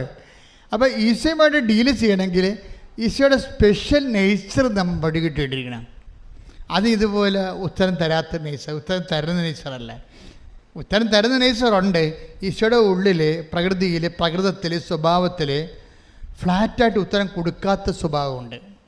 അത് നമ്മൾ അറിയണം. പ്രത്യേകിച്ച് നിർണായകമായ സമയത്ത് ഉത്തരം തരത്തില്ല. അതറിയണമെന്നുണ്ടെങ്കിൽ മർക്കോസിൻ്റെ 6:48 വായിച്ച്. മർക്കോസ് 6:48 ശ്രുതികട ഹല്ലേലൂയ ഹല്ലേലൂയ ഹല്ലേലൂയ യേശുവേ ഹല്ലേലൂയ. മർക്കോസ് 6:48 അവർ വഞ്ചി തുഴഞ്ഞ് അവശരായി എന്ന് അവൻ മനസ്സിലാക്കി. ഒന്ന് പറഞ്ഞേ, അവർ വഞ്ചി തുഴഞ്ഞ് അവശരായി. തീർന്നില്ലേ? ഇപ്പം 3 പുതുക്കി അവശരായ ആൾക്കാരുണ്ട്. ഉടമ്പടി 3 പുതുക്കിയിട്ട് ഉടമ്പടി അവിടെ, അതായത് 3 പുതുക്കണ പേപ്പർ കാണിക്കുമ്പോൾ തന്നെ അവിടെ നിന്ന് ചീട്ട് തരും. കാരണം നിങ്ങളുടെ കാര്യം പറയുമ്പോൾ നിങ്ങളുടെ വിഷയം അത്ര സീരിയസ് അല്ലെങ്കിൽ പോലും അവർ ചീട്ട് തരും. എന്താ കാര്യം? 3 പുതുക്കിയിട്ട് കുറേ കാര്യം നടന്നു കാണുവേ. അപ്പം നടക്കാത്ത ചില കാര്യങ്ങളുണ്ടെങ്കിൽ അവിടെ നിങ്ങളുടെ ആ ഉടമ്പടി ഗ്രേഡ് നമ്മളല്ലേ ഇവിടെ നിന്ന് ഇഷ്യൂ ചെയ്തിരിക്കണത്. അപ്പം നമ്മൾ തന്നെ അത് ഹോണർ ചെയ്തില്ല, പറ്റത്തില്ലല്ലോ. അതുകൊണ്ട് ആ 3 പുതുക്കുകയാണെന്ന് കണ്ടു കാണെങ്കിൽ ആ ചീട്ട് തരും. ചില വീട് വരുമ്പോൾ വലിയ കാര്യങ്ങളൊന്നും ഉണ്ടാകത്തില്ല, എന്നാൽ തന്നെയും ചില വിഷയം സീരിയസ് ആയിരിക്കും. അപ്പോൾ ഇങ്ങനെ സീരിയസ് ആകുമ്പോൾ ഈ പറഞ്ഞ വഞ്ചി തുഴഞ്ഞ് നമ്മുടെ ജീവിതം അവരെന്താ പറഞ്ഞത്? എന്താ എഴുതിയിരിക്കുന്നത്? അവരെ മർക്കോസ് 6:48 അവർ വഞ്ചി തുഴഞ്ഞ് അവശരായി എന്ന് അവൻ മനസ്സിലാക്കി. ആരാ മനസ്സിലാക്കിയത്? അപ്പം മനസ്സിലാകാതിരിക്കുന്ന അവസ്ഥ ഒന്നും ഇല്ല. മനസ്സിലായില്ലേ? ഒന്ന് പറഞ്ഞേ, അവർ വഞ്ചി തുഴഞ്ഞ് അവശരായെന്ന് അവൻ മനസ്സിലാക്കി. അപ്പം നിങ്ങളെ പരീക്ഷ എഴുതി അവശരായെന്ന് അവൻ മനസ്സിലാക്കി. അവൻ മനസ്സിലാക്കുന്നുണ്ട് നിൻ്റെ അവശത. നിനക്ക് ജപ്തി നടപടിയായിട്ട് നീ അവശതയായിട്ടിരിക്കുകയാണ്. നിനക്ക് ബാങ്കുകാർ പോലും സിവിൽ പോയിൻറ്റ്സ് ഇല്ലാത്ത കാരണം നിനക്ക് ലോൺ തരുന്നില്ലെന്ന് അവൻ മനസ്സിലാക്കി. നിൻ്റെ മകൾക്ക് 38 വയസ്സ് ഉണ്ടായിട്ട് കെട്ടാൻ പറ്റണില്ലെന്ന് അവൻ മനസ്സിലാക്കി. നിൻ്റെ മകൾക്ക് 19 വയസ്സ് കല്യാണം കഴിഞ്ഞ് 19 കൊല്ലമായിട്ട് മക്കളില്ലെന്നും നീ ഈ കാര്യത്തിൽ പ്രാർത്ഥിച്ച അവസ്ഥയാണെന്നും അവൻ മനസ്സിലാക്കി. കൈയിടിച്ച് കിടത്താൻ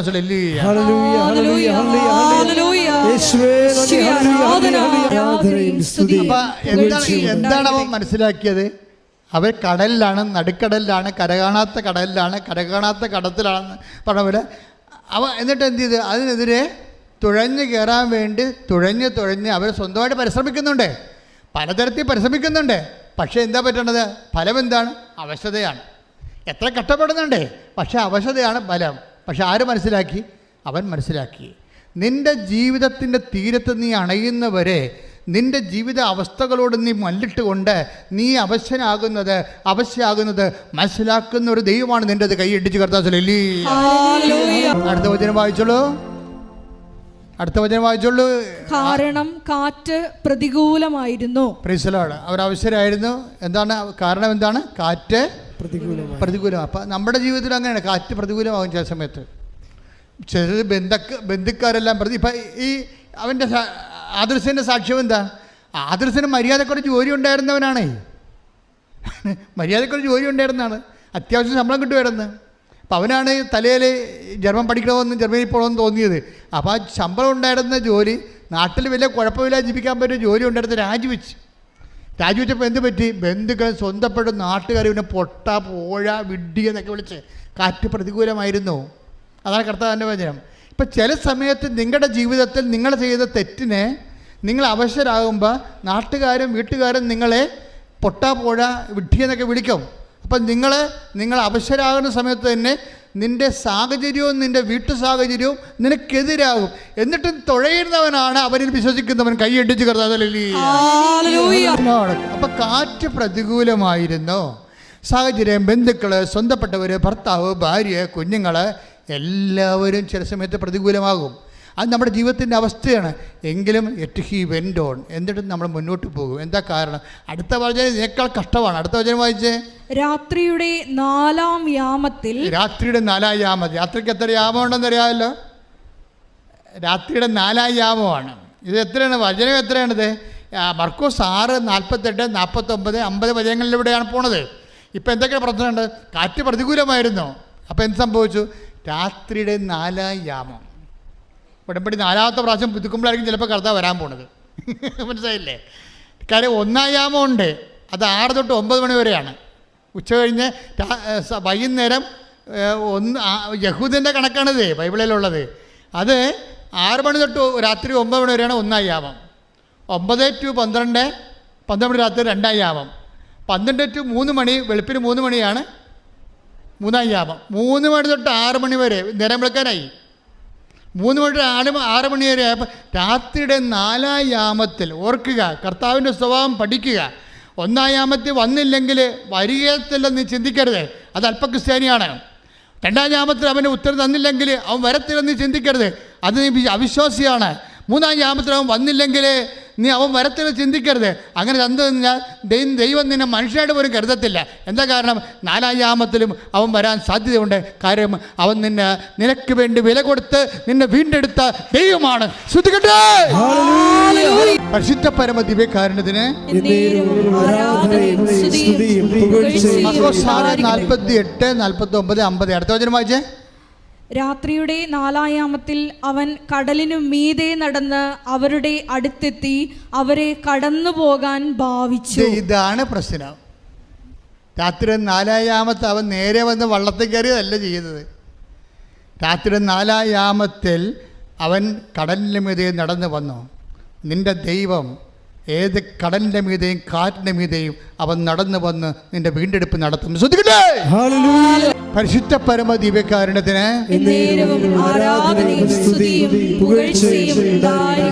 ചിലർക്ക് പറ്റുന്ന അവസ്ഥ എന്താണെന്നറിയാവോ?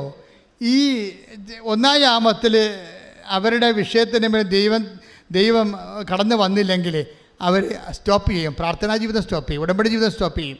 2-ാം യാമത്തിൽ വന്നില്ലെങ്കിൽ വേറെ കുറേ ആൾക്കാർ സ്റ്റോപ്പ് ചെയ്യും. 3-ാം യാമത്തിൽ വന്നില്ലെങ്കിൽ അടുത്ത കുറേ ആൾക്കാർ സ്റ്റോപ്പ് ചെയ്യും. ഈ 4-ാം യാമക്കാരാണ് ദൈവത്തിൻ്റെ സ്വന്തം ആൾക്കാർ. ശ്രദ്ധിക്കട്ടെ. ഹല്ലേലൂയ.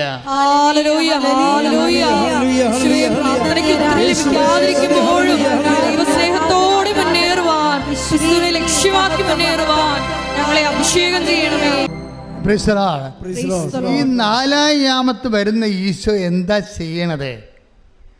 ഇത്രയും 3 യാമങ്ങളും പ്രാർത്ഥിച്ച് കഷ്ടപ്പെട്ടും കരഞ്ഞും കൂവിയും ഈ മനുഷ്യൻ കാത്തിരിക്കുമ്പോൾ നേരെ വന്ന് വള്ളത്തെ കയറേണ്ടതല്ലേ ചെയ്യേണ്ടത്?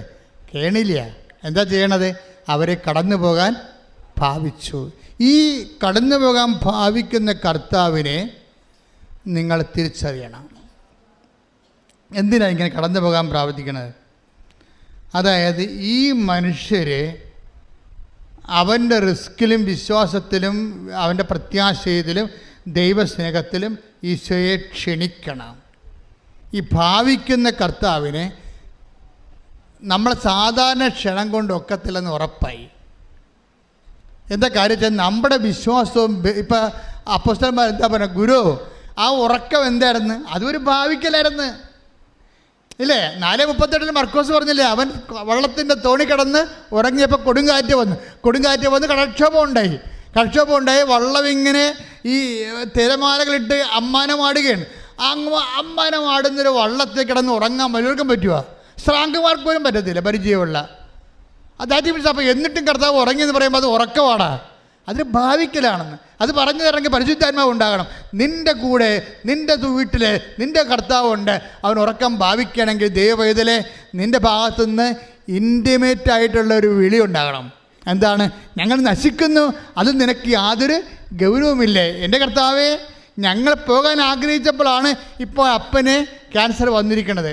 അപ്പോൾ അതുകൊണ്ട് ഈ വിഷയത്തിൽ ഞങ്ങളെ പരീക്ഷിക്കരുത് എന്ന് പറയണമെങ്കിൽ ഒരു ബന്ധമുണ്ടാകണം. ഭാവിക്കുന്ന ഈശോയുടെ പണ്ട് മുതലേ ഉള്ളൊരു സ്വഭാവമാണ്. അതായത് നമ്മളുടെ കൂട്ടായ്മയിലേക്ക് കർത്താവ് കടന്നു വരണമെങ്കിൽ ഈ ഭാവിക്കൽ എന്ന് പറയുന്ന എന്താ സംഭവം? കടന്നു പോകാൻ ഭാവിക്കുക. അതിൻ്റെ അർത്ഥം എന്താ? ഉറങ്ങുന്നതായിട്ട് ഭാവിക്കുക. ഇങ്ങനെ വരുമ്പോൾ എന്താ സംഭവിക്കണത്? നമ്മൾക്ക് നെറ്റ് ഇഫക്റ്റിൽ പ്രാർത്ഥന കേൾക്കുന്നില്ല എന്നുള്ള ഇഫക്റ്റാണ് ഉള്ളത്. അറിയാമല്ലോ,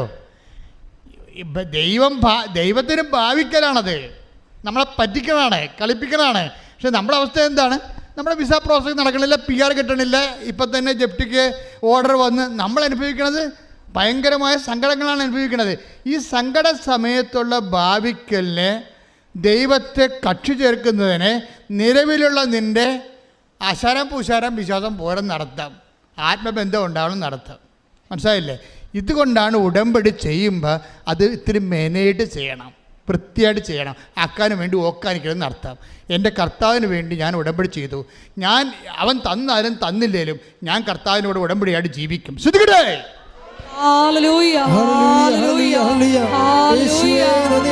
അടയാളങ്ങൾ കാണാത്തപ്പോഴും വിശ്വാസം പ്രഖ്യാപിച്ചുകൊണ്ട് ജീവിക്കുവാൻ ഈ ആരാധനയിലൂടെ ഞങ്ങളെ അഭിഷേകം ചെയ്യണമേ. ആരാധനയും സ്തുതിയും പുകഴ്ചയും. അപ്പോൾ നിങ്ങൾ എന്നോട് ചോദിക്കും, എന്ത് ചോദിക്കും? അച്ഛാ, ഇത്രയും നാൾ കഷ്ടപ്പെട്ടതും വിശ്വസിച്ചതും പ്രാർത്ഥിച്ചതും വെറുതെയായോ? ഈ പ്രാർത്ഥനയും ഉടമ്പടി ഒന്നുമില്ലാത്ത ആൾക്കാരൊക്കെ എന്നെക്കാൾ മുമ്പേ ജോലി കിട്ടിയല്ലോ, അവർ കല്യാണം കഴിച്ചല്ലോ, അവർക്കെല്ലാം പിള്ളേരായല്ലോ, എനിക്ക് മാത്രം പിള്ളേരുമില്ല, കല്യാണമില്ല, വീടുമില്ല. അപ്പോൾ ഒരു കാര്യം നിങ്ങൾ മനസ്സിലാക്കണം. ഈ ജീവിതത്തിന് വേണ്ടി മാത്രമാണ് നിങ്ങൾ യേശുക്രിസ്തുവിൽ പ്രത്യാശ അർപ്പിച്ചെങ്കിലേ സകല മനുഷ്യരെക്കാൾ നിങ്ങൾ ഹതഭാഗ്യരാണ്. ഈ ജീവിതത്തിന് വേണ്ടി മാത്രമാണെങ്കിൽ നിങ്ങൾ കുട്ടിച്ചാത്തൻ സേവ ചെയ്താലും മതി. കുട്ടിച്ചാത്തൻ സേവയിൽ പിന്നെ നിത്യജീവനം ഇല്ലല്ലോ. Take the word of God. ശ്രദ്ധിക്കട്ടെ. ഹല്ലേലൂയ, ഹല്ലേലൂയ, ഹല്ലേലൂയ, ഹല്ലേലൂയ. യേശുവേ നന്ദി. ഹല്ലേലൂയ, ഹല്ലേലൂയ, ഹല്ലേലൂയ, ഹല്ലേലൂയ, ആരാധന, ആരാധന, ആരാധന, അങ്ങേക്ക് ആരാധന. കൈകൾ വീശി ഒന്ന് ചേർന്ന് ആരാധന, ആരാധന, ആരാധന, അങ്ങേക്ക് ആരാധന. ശക്തിയോട് ചേർന്ന് പാടാം. ആരാധന, ആരാധന, 15:19. ആരാധന, അങ്ങേക്ക് ആരാധന. Praise the Lord. Corinthians 1 Corinthians 15:19.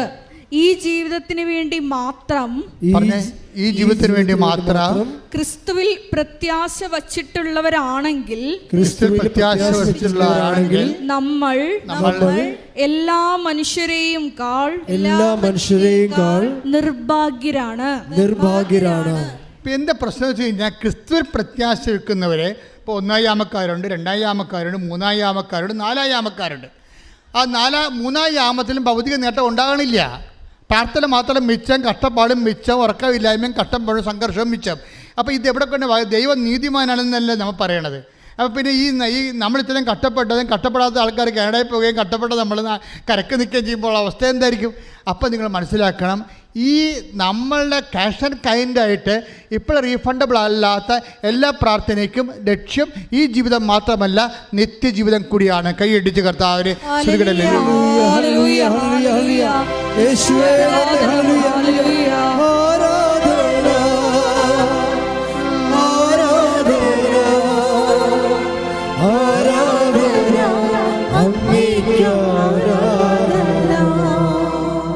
പരിശുദ്ധ പരമദിവ്യകാരുണ്യത്തിന്.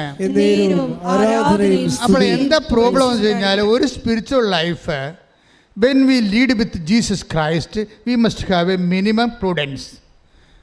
അത് കർത്താവിൻ്റെ ഒരു തീരുമാനമാണ്. ഒരു ആധ്യാത്മിക ജീവിതം നിങ്ങൾ യേശുക്രിസ്തുവുമായിട്ടാണ് ഉരുക്കഴിക്കാൻ ഉദ്ദേശിക്കുന്നുണ്ടെങ്കിൽ നിങ്ങൾക്കൊരു മിനിമം വിവേകമുണ്ടാകണം. കർത്താവ് എന്താ പറഞ്ഞത്? വിവേകമുള്ള കന്യകമാരും വിവേകമില്ലാത്ത കണ്ണിമന്മാരും. And spiritual life is an intelligent life, not emotional life. നിൻ്റെ പ്രാർത്ഥനയ്ക്ക് നിൻ്റെ ഉത്തരം കിട്ടുന്നില്ലെങ്കിൽ, ഈ ജീവിതത്തിന് വേണ്ടി അത് മറുപടി തരുന്നില്ലെങ്കിൽ, ആ വിഷയത്തിന് അപ്പോൾ തരുന്നില്ലെങ്കിൽ, നീ ഉടനെ പറയണം, കർത്താവേ, ഈ പ്രാർത്ഥനയ്ക്ക് ഈ ഘട്ടത്തിൽ നീ എനിക്ക് ഉത്തരം തന്നിട്ടില്ല. എൻ്റെ കടങ്ങൾ അങ്ങനെ നിൽക്കുന്നു, എൻ്റെ മകള് വരുമാനമില്ലാതെ ജോലി വീട്ടിൽ നിൽക്കുന്നു, അവിടെ കല്യാണം ഒത്തുവരണില്ല, ഈ ഘട്ടത്തിൽ നീ എനിക്ക് ഉത്തരം തന്നില്ല. എനിക്ക് പരാതിയില്ല, എനിക്ക് പരിഭവമില്ല. എന്താ കാര്യം? ഞാൻ ഈ ജീവിതത്തിന് വേണ്ടി മാത്രമല്ല നിന്നെ ആശ്രയം വെച്ചിരിക്കുന്നത്. അതുകൊണ്ട് ഈ ഘട്ടത്തിൽ എൻ്റെ വേദന, എൻ്റെ പ്രാർത്ഥനയ്ക്ക്, എൻ്റെ കോസിന് വേണ്ടി, the cause V Zafar against my passions and sufferings, ഞാൻ എന്ത് ചെയ്യണം? അത് ഡെഡിക്കേറ്റ് ചെയ്യുന്നു. എന്തിനു വേണ്ടിയാണ്? എൻ്റെ നിത്യജീവന് വേണ്ടി, ക്രിസ്തുവിന് വേണ്ടി. നിങ്ങൾ കേൾക്കപ്പെടാത്ത എല്ലാ പ്രാർത്ഥനകളും, അത് കേൾക്കപ്പെടാത്തത് വരെ എന്തിനു വേണ്ടി കാഴ്ചവെക്കേണ്ടത്?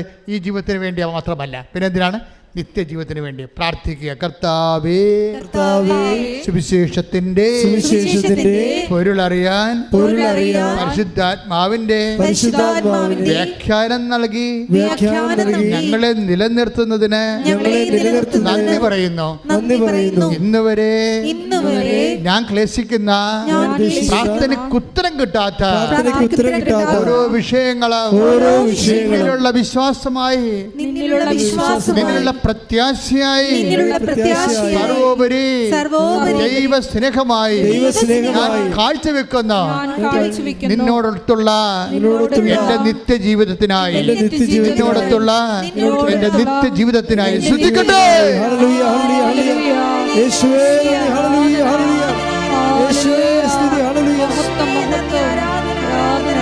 നമ്മൾ കാണുന്നത് അല്ലേ, ഈ ഭാവിക്കുന്ന നമ്മുടെ ജീവിതത്തിൽ ഉത്തരം തരാതെ, പ്രാർത്ഥനയ്ക്ക് ഉത്തരം തരാതെ കർത്താവ് സൈലൻസായി കാണപ്പെടുന്ന സമയങ്ങളിൽ അവൻ നമ്മളെ കടന്നു പോകാൻ ഭാവിക്കുമ്പോൾ നമുക്ക് എന്തുണ്ടാകണമെന്ന് അച്ഛൻ പറഞ്ഞത്? ഇൻറ്റിമസി ഉണ്ടാകണം. പിന്നെ ആ പ്രാർത്ഥന സാങ്കേതികമായ ചട്ടപ്പടിയുള്ള അനുഷ്ഠാന പ്രാർത്ഥനയല്ല, ആത്മബന്ധത്തിൻ്റെ പുതിയ പ്രാർത്ഥനയാണ്. ആ പ്രാർത്ഥന നിൻ്റെ ആത്മാംശമുണ്ടാകണം. അപ്പോസ്തലന്മാർ ചോദിച്ചില്ലേ, ഞങ്ങൾ നശിക്കുന്നത് നിനക്ക് ഒരു ഗൗരവവും ഇല്ലെന്ന് ചോദിക്കാൻ വേണ്ടി മാത്രം നിൻ്റെ ആധ്യാത്മികത ദൈവബന്ധത്തിൻ്റെ ആധികാരികത ആവശ്യപ്പെടുന്നുണ്ട്. അതുകൊണ്ട് ആധികാരികമായ ആത്മബന്ധത്തിൻ്റെ ആഴങ്ങളിലേക്ക് നിൻ്റെ ജീവിതത്തെ കൊണ്ടുപോകാൻ വേണ്ടി കർത്താവ് ഭാവിക്കുന്ന കാര്യങ്ങളെ വിവേചിച്ചറിയാൻ നമ്മൾ ബാധ്യസ്ഥരാണ്. ശ്രദ്ധിക്കട്ടെ.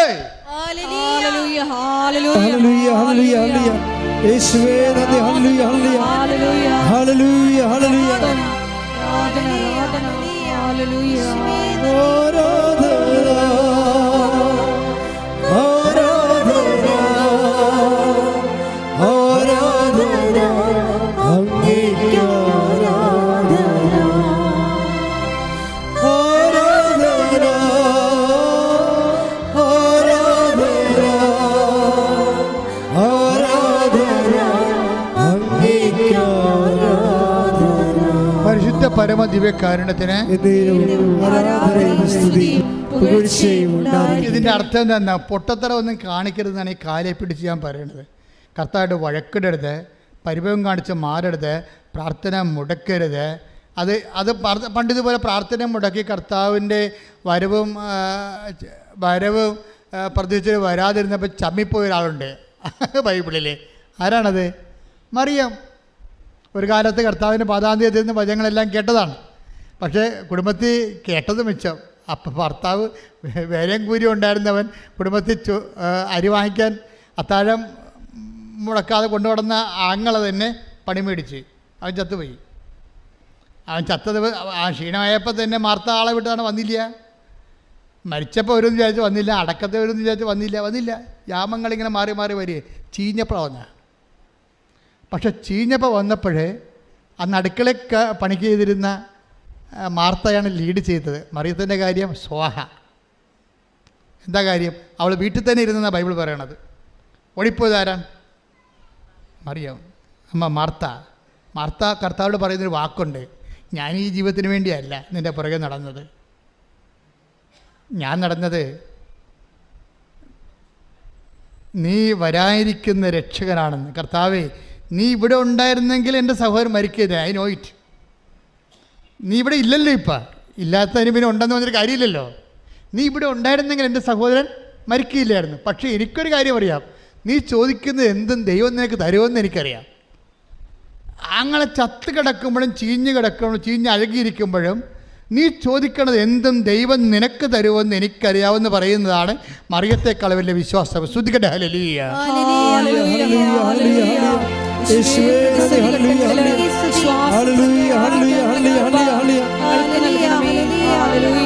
അവളോട്, ആ മാർത്തായോട് ഈശോ പറയുന്നൊരു ഉത്തരമുണ്ട്. എന്താ പറയണത്? നിന്റെ സഹോദരൻ ഉയർത്തെഴുന്നേൽക്കും. അപ്പോൾ അതിനും തിരിച്ച് മാർത്ത പറയുന്ന ഉത്തരവുണ്ട്. എന്താണ്? അന്തിമനാളിൽ പുനരുദ്ധാന ഘട്ടത്തിൽ, അല്ലാതെ ഈ ജീവിതത്തിലല്ല, അന്തിമനാളിൽ പുനരുദ്ധാന ഘട്ടത്തിൽ അവൻ ഉയർത്തെഴുന്നേൽക്കുമെന്ന് എനിക്കറിയാം. അപ്പോൾ ഈശോ പറയുന്ന ഉത്തരവുണ്ട്, എന്താണ്? ഞാനാണ് പുനരുത്ഥാനവും ജീവനും. എൻ്റെ ദൈവമേ, ഞാനാണ് പുനരുത്ഥാനവും ജീവനും വന്ന് എന്നോടും നിന്നോടും ഈശോ ഇന്നും പറയുമ്പോൾ ഓർക്കണം, പറയാതെ പറഞ്ഞ സമയങ്ങൾ ഈശോ നമ്മുടെ പ്രാർത്ഥനയ്ക്ക് ഉത്തരം കാണിക്കാതെ ഭാവി നടന്നു പോകുന്ന ആ ഉത്തരം നൽകാതെ നമ്മൾ ഭാവിച്ചുകൊണ്ട് കടന്നു പോകുന്ന സമയങ്ങളാണ്. എൻ്റെയും നിൻ്റെയും പ്രാർത്ഥനയ്ക്ക് ഒന്നാം യാമത്തിലും രണ്ടാം യാമത്തിലും മൂന്നാം യാമത്തിലും മറുപടി നൽകാതെ ഈശോ കടന്നു പോകുമ്പോൾ ഓർക്കുക, നീ ചിന്തിക്കേണ്ടത് നിത്യതയെക്കുറിച്ചാണെന്നും നിത്യതയോട് ചേർന്ന് നിൽക്കുന്നുവെന്ന്. മാർത്തായെപ്പോലെ പറയണം, കർത്താവേ, അന്തിമ നാളിൽ, ഈ നാളിലല്ലെങ്കിൽ, ഈ കാലഘട്ടത്തിലല്ലെങ്കിൽ, ഈ സമയത്തിലല്ലെങ്കിൽ, നിനക്ക് ഈ സമയം മാത്രമല്ല ഉള്ളത്, നിൻ്റെ കാലത്ത് അന്ത്യമുണ്ടാകത്തില്ല. അന്തിമ നാളിൽ പുനരുദ്ധാന ഘട്ടമുണ്ട്. അന്ന് നീ എൻ്റെ പ്രാർത്ഥനയ്ക്ക് ഉത്തരം തരുമെന്നറിയാം. ഉത്തരം തരാതെ ഇരിക്കത്തില്ലെന്ന് എനിക്കറിയാം. ഞാൻ വിശ്വസിക്കുന്നു പറയുമ്പോഴേ ഈശോ മറിച്ച് പറയുന്ന വാർത്തമാനം എന്താണ്? I am the life, I am the resurrection. ഞാനാണ് പുനരുദ്ധാനം, ഞാനാണ് ജീവനെന്ന്. അങ്ങനെ ലോകത്തിലൊരു മതസ്ഥാപകരും പറഞ്ഞിട്ടില്ല. മനുഷ്യരാശിയുടെ മുഖത്ത് നോക്കിയിട്ട് ഇന്ന് വരെ ഒരു മതസ്ഥാപകരും പറയാത്ത ഒരേ വാക്കാണ് I am the life, I am the resurrection. ഞാനാണ് ജീവൻ, ഞാനാണ് പുനരുദ്ധാനമെങ്കിൽ ആ ക്രിസ്തു വിശ്വസിക്കുന്ന നിനക്ക് ഈ താൽക്കാലികമായ കാലഘട്ടത്തിൽ പ്രാർത്ഥനയ്ക്ക് ഉത്തരം ലഭിച്ചില്ലെങ്കിൽ പ്രാർത്ഥനയ്ക്ക് ഉത്തരം തരികയില്ല എന്നല്ല. ആ തരുന്നൊരു കാലത്ത് നീ കർത്താവുമായി അവൻ്റെ കൂടെ നിത്യതയിൽ പാർക്കും. കൈകാട്ടിച്ച് കർത്താവ് ശ്രദ്ധിക്കട്ടെ.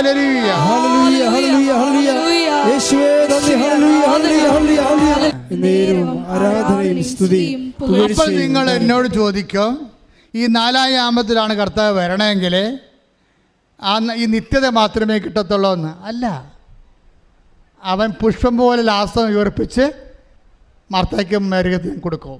അതാണ് ഈശോ. ഈ നാലാം യാമത്തിൽ വന്നാലും എൻ്റെ ദൈവവേദനെ നീ ഉടമ്പടി വെച്ചിരിക്കുന്ന 6 കാര്യങ്ങളും കർത്താവ് നിനക്ക് ചെയ്തു തരും. കൈയടിച്ച് കഥടലി.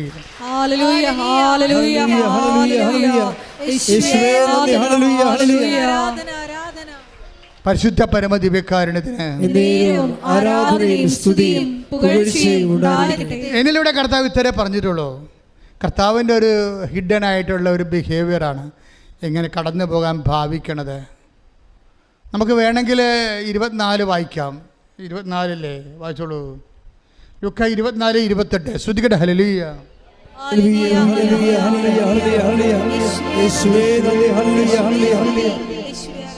ലൂക്ക 24:28. അവർ എത്തേണ്ടിയിരുന്ന ഗ്രാമത്തോടടുത്ത്. എമ്മാവസിലേക്ക് പോകണം. ശിഷ്യന്മാരെ കുറിച്ച് പറയണം കേട്ടോ. കർത്താവ് മരിച്ചു കഴിഞ്ഞു. കൂടെ ഉണ്ടായിരുന്ന മർക്കോസ് വരെ തുണിയില്ലാതെ ഓടിക്കളഞ്ഞു. പത്രോസ് കഴുകി പീലാത്തോസ് കഴുകി. പത്രോസ് കർത്താവിനെ തള്ളിപ്പറഞ്ഞു. അപ്പോസ്തലന്മാരൊക്കെ സ്ഥലം വിട്ടു. ആരുമില്ലാണ്ടായി. ക്ലയോഫാസ് നാട് വിട്ടുപോയി. അതാണ് ക്ലയോഫാസ്. ഇപ്പോൾ ഉണ്ടായിരുന്ന ശിഷ്യനാണ്. ക്ലയോഫാസിൻ്റെ ഭാര്യ കുറിച്ച് ഇവിടെ ഉണ്ടായിരുന്നത് ദുഃഖ വെള്ളിയാഴ്ച. പെണ്ണുമ്പോൾ അവിടെ തന്നെ താമസിക്കാൻ തുടങ്ങി തീരുമാനിച്ച കാരണം ഭർത്താവ് ഡൈവേഴ്സായി പോവുകയാണ്. അയാളുടെ നാട്ടിലോട്ട് പോവുകയാണ്. എമ്മാവസിലേക്ക് പോവുകയാണ് ക്ലയോഫാസ്. അങ്ങനെ പോകുന്ന ക്ലയോഫാസ് ഭാര്യയുടെ അക്കൗണ്ടിൽ മാത്രമാണ് ഈ മനുഷ്യനെ തിരക്കി കർത്താവ് പോണത്. ഓർക്കുക ദൈവവേദലെ, നീയും ദൈവമായിട്ട് പിന്തിരിഞ്ഞ് പോയാലും ശരി, നിൻ്റെ വൈഫ് കർത്താവുമായിട്ട് ബന്ധമുണ്ടെങ്കിൽ കർത്താവ് നിന്നെ ഏറ്റെടുത്തിരിക്കുന്നു. ശ്രദ്ധിക്കട്ടെ.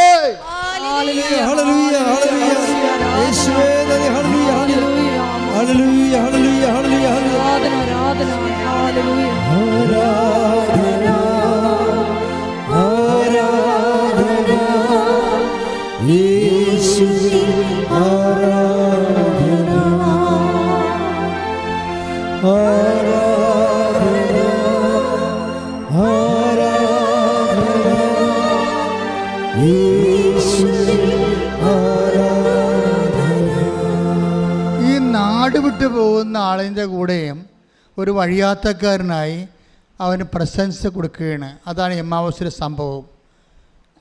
വായിച്ചോളൂ ആ ഭാഗങ്ങളൊന്നുകൂടി. ലൂക്ക 24:28. ലൂക്ക 24:28. അവർ എത്തേണ്ടിയിരുന്ന ഗ്രാമത്തോടടുത്തു. അവർ എത്തേണ്ടിയിരുന്ന എമ്മാവൂസിന്റെ അടുത്തെന്ന് അർത്ഥം. അവനാകട്ടെ യാത്ര തുടരുകയാണെന്ന് ഭാവിച്ചു. അതേ ഭാവിച്ചു. പിന്നെ അവനാണ്ടല്ലേ, അവനാവട്ടെ. ഇത് കയ്യിരിപ്പാണ്. ഇത് കാര്യം മനസ്സിലാക്കാതെ നമ്മൾ മരമറിയാതെ കൊടിയിടരുത്.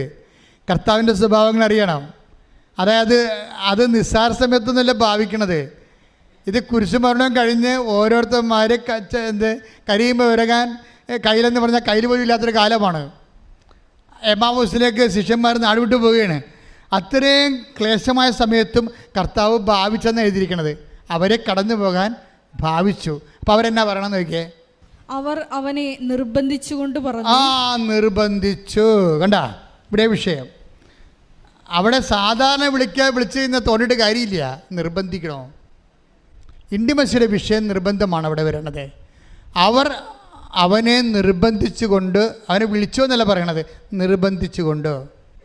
നമ്മുടെ സൽപ്രവർത്തികളും നമ്മുടെ പ്രാർത്ഥനകളും നമ്മുടെ മറ്റെല്ലാ വിഷയങ്ങളും മാറ്റിവെച്ചുകൊണ്ട് ഉടമ്പടിയെ സ്വയമായിട്ട് നിങ്ങളെന്താ ചെയ്യണമെന്ന് വെച്ചാൽ 90% കുടുംബകാര്യവും 10% ഉടമ്പടിയായിട്ട് പോയിട്ടാണ് കുഴപ്പമാകണത്. ദൈവത്തെ തോന്നിയിട്ടില്ല നിങ്ങൾ ഉടമ്പടി എടുത്തായിട്ട്, സേവ് ആയിട്ടില്ല. അതാ പ്രശ്നം. കമ്പ്യൂട്ടർ അടിച്ച് കയറുമ്പോൾ DTP ചെയ്യുമ്പോൾ പറയത്തില്ലേ, നമ്മൾ ചെന്ന് ഇപ്പോൾ DTP ചെയ്തിട്ട് നമ്മൾ ചെന്ന് ചോദിക്കുകയാണ്, അതിൻ്റെ കോപ്പി തരാൻ പറയുമ്പോൾ അയ്യോ സോറി അത് സേവ് ആയിട്ടില്ലെന്ന് പറയും. സേവ് ചെയ്യാൻ മറന്നുപോയി. അതുപോലെ നമ്മുടെ പ്രാർത്ഥന പലതും ദൈവത്തിൻ്റെ തിരുസേന സേവ് ആയിട്ടില്ല. ഉടമ്പടി പല ആൾക്കാരുടെയും സേവ് ആയിട്ടില്ല ദൈവത്തിൻ്റെ. എന്താ കാര്യം? ഉടമ്പടി 5% ഇൻവെസ്റ്റ് ചെയ്തിരിക്കുന്നത്. ബാക്കിയെല്ലാം പഴയതുപോലെ ജീവിക്കണം. നിൻ്റെ ജീവിതം, മറ്റേ കൂട്ടുകാരുടെ ജീവിതവും വീട്ടിലുള്ള കാര്യവും ഉടമ്പടി you are living as if you are not taking ഉടമ്പടി. നിങ്ങൾ ജീവിക്കണത് ഉടമ്പടി എടുത്തിട്ടേ ഇല്ലെന്ന് പറഞ്ഞാൽ ജീവിക്കണത്. അതുകൊണ്ടാണ് സേവ് ചെയ്യാത്തത്. അപ്പോൾ അവരൊന്ന് റീത്തിങ്ക് ചെയ്യണം, നല്ലതാണ്. ഉടമ്പടി എടുത്തിട്ടുള്ള ആൾക്കാർ, മിടുക്കന്മാരുടെ ആൾക്കാർ ഒത്തിരി യൂട്യൂബിൽ സാക്ഷ്യം പറഞ്ഞിട്ടുണ്ട്. അവരെങ്ങനെയാണ് ഉടമ്പടി ചെയ്തത്. അവർ ഓരോ നിമിഷവും they are beware of their covenant. അവർ ആ ഉടമ്പടിയെക്കുറിച്ച് അവർ വളരെ ആകുലചിത്തരും ശ്രദ്ധയുള്ളവരുമാണ്. അവർ 5 എന്തെല്ലാം പ്രശ്നം ഉണ്ടെന്ന് പറഞ്ഞാൽ നിങ്ങൾക്കറിയാവില്ല. നിങ്ങൾക്കൊരു ഉണർവുണ്ടെങ്കിൽ കർത്താവിനൊരു 9 ഉണർവുണ്ടാവും. നിങ്ങൾക്ക് ഒരു ഉണർവുണ്ടായാൽ കർത്താവിന് 9 ഉണർവുണ്ടാവും. കഴിഞ്ഞ ദിവസങ്ങൾ ഒരു മോളെ വയനാട്ടിൽ നിന്ന് കൃപാസനത്തിൽ വരികയാണ്. എന്തിനാണെന്ന് അറിയാവോ? അവളുടെ വിഷയം ഞാൻ മറന്നുപോയി, പക്ഷേ നല്ല സാക്ഷ്യമാണത്. വയനാട്ടിൽ നിന്ന് കൃപാസനത്തിൽ വന്നിരിക്കുന്നത് എന്തിനാണ്? ഇത്തിരി ഉപ്പ് കിട്ടാൻ വേണ്ടി വരികയാണ്. എന്താ സ്ഥലപ്രശ്നം എന്തോ ഒക്കെയാണ്. അപ്പോൾ ഉപ്പ് കിട്ടാൻ വരികയാണ്. ഉപ്പ് ചോദിച്ച ആൾ കൊടുത്തില്ല. അതാ ഉപ്പ് കൂടെ അവർ ചോദിച്ച ആളെ കൊടുത്തില്ല. അതുകൊണ്ട് ഈ ഉപ്പ് എവിടെ നിന്ന് കിട്ടുമെന്ന് വിചാരിച്ചുകൊണ്ട് അവർ ഒറ്റക്ക് വന്നപ്പോൾ ആരും കൂടെ വരാനില്ല. പിന്നെ 10 വയസ്സുള്ള മകള് ചേർത്തുകൊണ്ട് കോഴിക്കോട് ബസ് സ്റ്റാൻഡിൽ വന്നിട്ട് അവിടുന്ന് പിന്നീട് ട്രെയിനിന് വന്ന് അവിടുന്ന് പിന്നെ ട്രെയിനിന് വന്ന് മാരേക്കുളത്ത് ഇറങ്ങി ഒറ്റയ്ക്ക് ഇവിടെ വരികയാണ്. ഇതൊക്കെ ദൈവം കാണുന്നില്ലേ? അവൾ ഒറ്റക്കാണ് വരുന്നതെന്നൊക്കെ ദൈവം കാണുന്നില്ലേ? അവിടെ കൂട്ടാരിയില്ലെന്ന് കാണുന്നില്ലേ? അങ്ങനെ ഒറ്റക്ക് നീ ചെയ്യുമ്പോൾ അതെല്ലാം കാണുന്ന ഒരാളുണ്ട്. നിൻ്റെ സത്യസന്ധത, അത് അവളുടെ സാക്ഷ്യം നീ കേൾക്കണം. കഴിഞ്ഞ ആഴ്ചത്തെ ഏറ്റവും ടോപ്പ് സാക്ഷ്യം അതാണ്. ദൈവത്തിൻ്റെ സാന്നിധ്യം നേരിട്ട് അനുഭവിക്കുന്ന സാക്ഷ്യമാണ്. അപ്പം നമ്മൾ ചെയ്യുമ്പോൾ ഈ ഉടമ്പടി എടുക്കണ ആ ഒരാഴ്ചയല്ല, ആ എല്ലാ കാലഘട്ടത്തിലും ഞാൻ ദൈവമായിട്ട് ഉടമ്പടിയിലാണെന്നുള്ള ബോധ്യത്തിൽ നീ ജീവിക്കാൻ തുടങ്ങിയാൽ മറ്റുള്ളവരൊക്കെ തോന്നിയ മാസങ്ങൾ ഒത്തിരി പറയും. എടാ നിങ്ങൾക്കൊരു കാര്യം അറിയാമല്ലോ, എൻ്റെ രൂപത്തിൽ അച്ഛന്മാർ ഇന്നും എന്നെ ക്രൂശിക്കുന്നവരുണ്ട്. ഇതിപ്പോൾ തുടങ്ങിയതല്ല. ഞാൻ ഈ ശുശ്രൂഷ ഏറ്റെടുത്ത കാലം മുതൽ ഒരു പറ്റം ആൾക്കാരുടെ പുറകെ ഉണ്ട്. അതിൽ പുറത്തുള്ളവരുണ്ട്, അകത്തുള്ളവരുണ്ട്. അച്ഛന്മാർ തന്നെ വീഡിയോ ഇറക്കുന്നുണ്ട്. എന്നിട്ടും എന്തുകൊണ്ടാണ് ഞാൻ ഈ ശുശ്രൂഷയോട് മുന്നോട്ട് പോകുന്നത്? ഞാൻ കണ്ട ഒരാളുണ്ട്, അത് വേറെ ആരും കാണാത്ത ആളാണ്. എന്തുകൊണ്ടാണ് മാതാവിൻ്റെ പ്രത്യക്ഷീകരണം ഉണ്ടായത്? ചുമ്മാ ഉണ്ടായതാണ് അല്ല. ഒരു ജീവിതമുണ്ട്, ജീവിച്ച് തീർത്ത, പട്ടം കിട്ടിയ കാലം പോലെ ഇന്ന് വരെ ജീവിച്ച് തീർത്ത ഒരു ജീവിതമുണ്ട്. അതുകൊണ്ട് എനിക്കറിയാം ആർക്കും പ്രതിരോധിക്കാൻ പറ്റത്തില്ല. എന്താ കാര്യം? സത്യത്തെ പ്രതിരോധിക്കാൻ ആർക്ക് കഴിയും? നുണയ്ക്ക് കഴിയാൻ പറ്റുമോ? എന്തെല്ലാം നുണപ്രചരണങ്ങൾ, എന്തുമാത്രം വീഡിയോകളൊക്കെ ഓരോ സ്ഥലത്തു നിന്നൊക്കെ കൃപാസനത്തിനെതിരെ വരുമ്പോഴും ഞാൻ ചിരിച്ച് തള്ളിക്കളയും. എന്താ കാരണം വെച്ച് കഴിഞ്ഞാൽ ഞാൻ അപ്പോഴും പറയും, എന്താ പ്രശ്നം? സാക്ഷ്യമാണ് സത്യം, അല്ലാതെ ആശയമല്ല. ഇത് inevitable defeat of the ideal by the real എന്ന് വെച്ചാൽ അർത്ഥം എന്താ? ഞാൻ എൻ്റെ മനസ്സിൽ കൊടുക്കുന്ന ജീവിതത്തിൻ്റെ തത്വമാണ്. എന്താണ്? Inevitable defeat of the ideal. എപ്പോഴായാലും അനിവാര്യമായിട്ട് ആശയങ്ങൾ തോൽക്കപ്പെടുകയും എന്തു ചെയ്യും? By the real. യാഥാർത്ഥ്യങ്ങൾ ആശയങ്ങളെ തോൽപ്പിക്കും. യാഥാർത്ഥ്യം എന്താണ്? യേശുക്രിസ്തു ഇന്നും ജീവിക്കുന്നു എന്നുള്ള ആദ്യ യാഥാർത്ഥ്യം. തെളിവെന്താണ്? ഓരോ മനുഷ്യൻ ഒറ്റ ദിവസം കൊണ്ട്, ഒറ്റ ആഴ്ച കൊണ്ട് അവൻ്റെ പാപങ്ങൾ ഉപേക്ഷിച്ചുകൊണ്ട് അവൻ വിശുദ്ധീകരിക്കപ്പെട്ടുകൊണ്ട് മനുഷ്യ സമൂഹത്തിന് വേണ്ടി പുനഃസമർപ്പണം ചെയ്തുകൊണ്ട് ദൈവനാമത്തെ അമഹത്വപ്പെടുന്ന സാക്ഷ്യത്തിൻ്റെ ഒരു ചരിത്രമാണ് കഴിഞ്ഞ 36 കൊല്ലത്തെ കൃപാസന ചരിത്രമെങ്കിൽ ആ ചരിത്രം ഇനി അപ്രതിരോധമായിട്ട് ആർക്കും തടുക്കാനാവാത്ത വിധത്തിൽ മുന്നോട്ട് കൊണ്ടുപോകുന്നത് ഞാനല്ല, എന്താണ്, എന്നെ വിളിച്ച ദൈവവും ആ ദൈവം അയച്ച പരിശുദ്ധ അമ്മയുമാണ്. കൈയടിച്ച് കർത്താവ്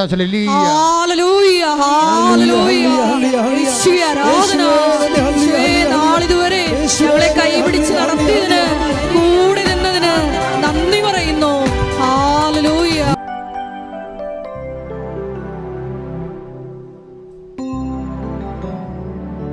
എൻ്റെ മക്കളെ, രോഗമുള്ളവരെ, ഇവിടെ തീർത്ഥാടനത്തിൽ നിൽക്കുന്നവർ, മാതാവിൻ്റെ മുമ്പിൽ നിൽക്കുന്നവരും ഓൺലൈനിൽ മാതാവിൻ്റെ മുമ്പിൽ നിൽക്കുന്നവരും രോഗമുള്ളിടത്ത് കൈകൾ വെക്കുക.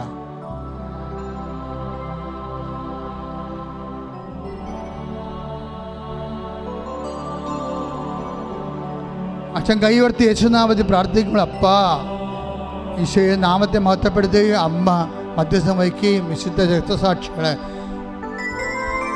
അതിനെ സന്ധിക്കുകയും ചെയ്യുന്ന സ്വർഗീയ നിമിഷങ്ങളിലേക്കാണ് നമ്മൾ പോകുന്നത്. അച്ഛൻ പ്രാർത്ഥിക്കുമ്പോഴൊക്കെ മക്കൾ സ്തുതിച്ചുകൊണ്ടിരിക്കട്ടെ സന്തോഷത്തോടെ. ഇപ്പോഴും അടിപ്പണ്ട പോലെ വൈദാഘാതം പോലെ ദൈവിക ശക്തി നിങ്ങളൊക്കെ ആവശ്യിക്കുന്ന സമയമാണ്. കർത്താവേ, നിൻ്റെ വിശുദ്ധ പൗരോഹിത്യത്തെ മഹത്വപ്പെടുത്തണമേ കർത്താവേ. കർത്താവേ, സഭയിലുള്ള സാന്നിധ്യം പ്രകടമാക്കണമേ കർത്താവേ. 36 വർഷം അർപ്പിച്ച കുർബാനയുടെ യോഗ്യതയാൽ കൃപാസ്ഥാനത്താരയിൽ ജീവനോടെ പ്രത്യക്ഷപ്പെട്ട പരിശുദ്ധ അമ്മയുടെ മാധ്യസ്ഥത്തിൽ ഉച്ച മുതൽ ഉള്ളംകാലം വരെ ഓരോ കോശങ്ങളിലെ, ഓരോ ക്ലേശങ്ങളിലെ, ഓരോ സന്ധിബന്ധങ്ങളിലെ, മാംസപേശികളിലെ, രക്തഞരമ്പുകളിലെ, ശരീരകോശങ്ങളിലെ, രക്തധമനികളിലെ, യേശു ആന്തരിക അവയവങ്ങളിലെ യേശുവിന്റെ ഉന്നതമായ നാമത്തിലെ മാർഗരോഗങ്ങളെ മാറിപ്പോകട്ടെ.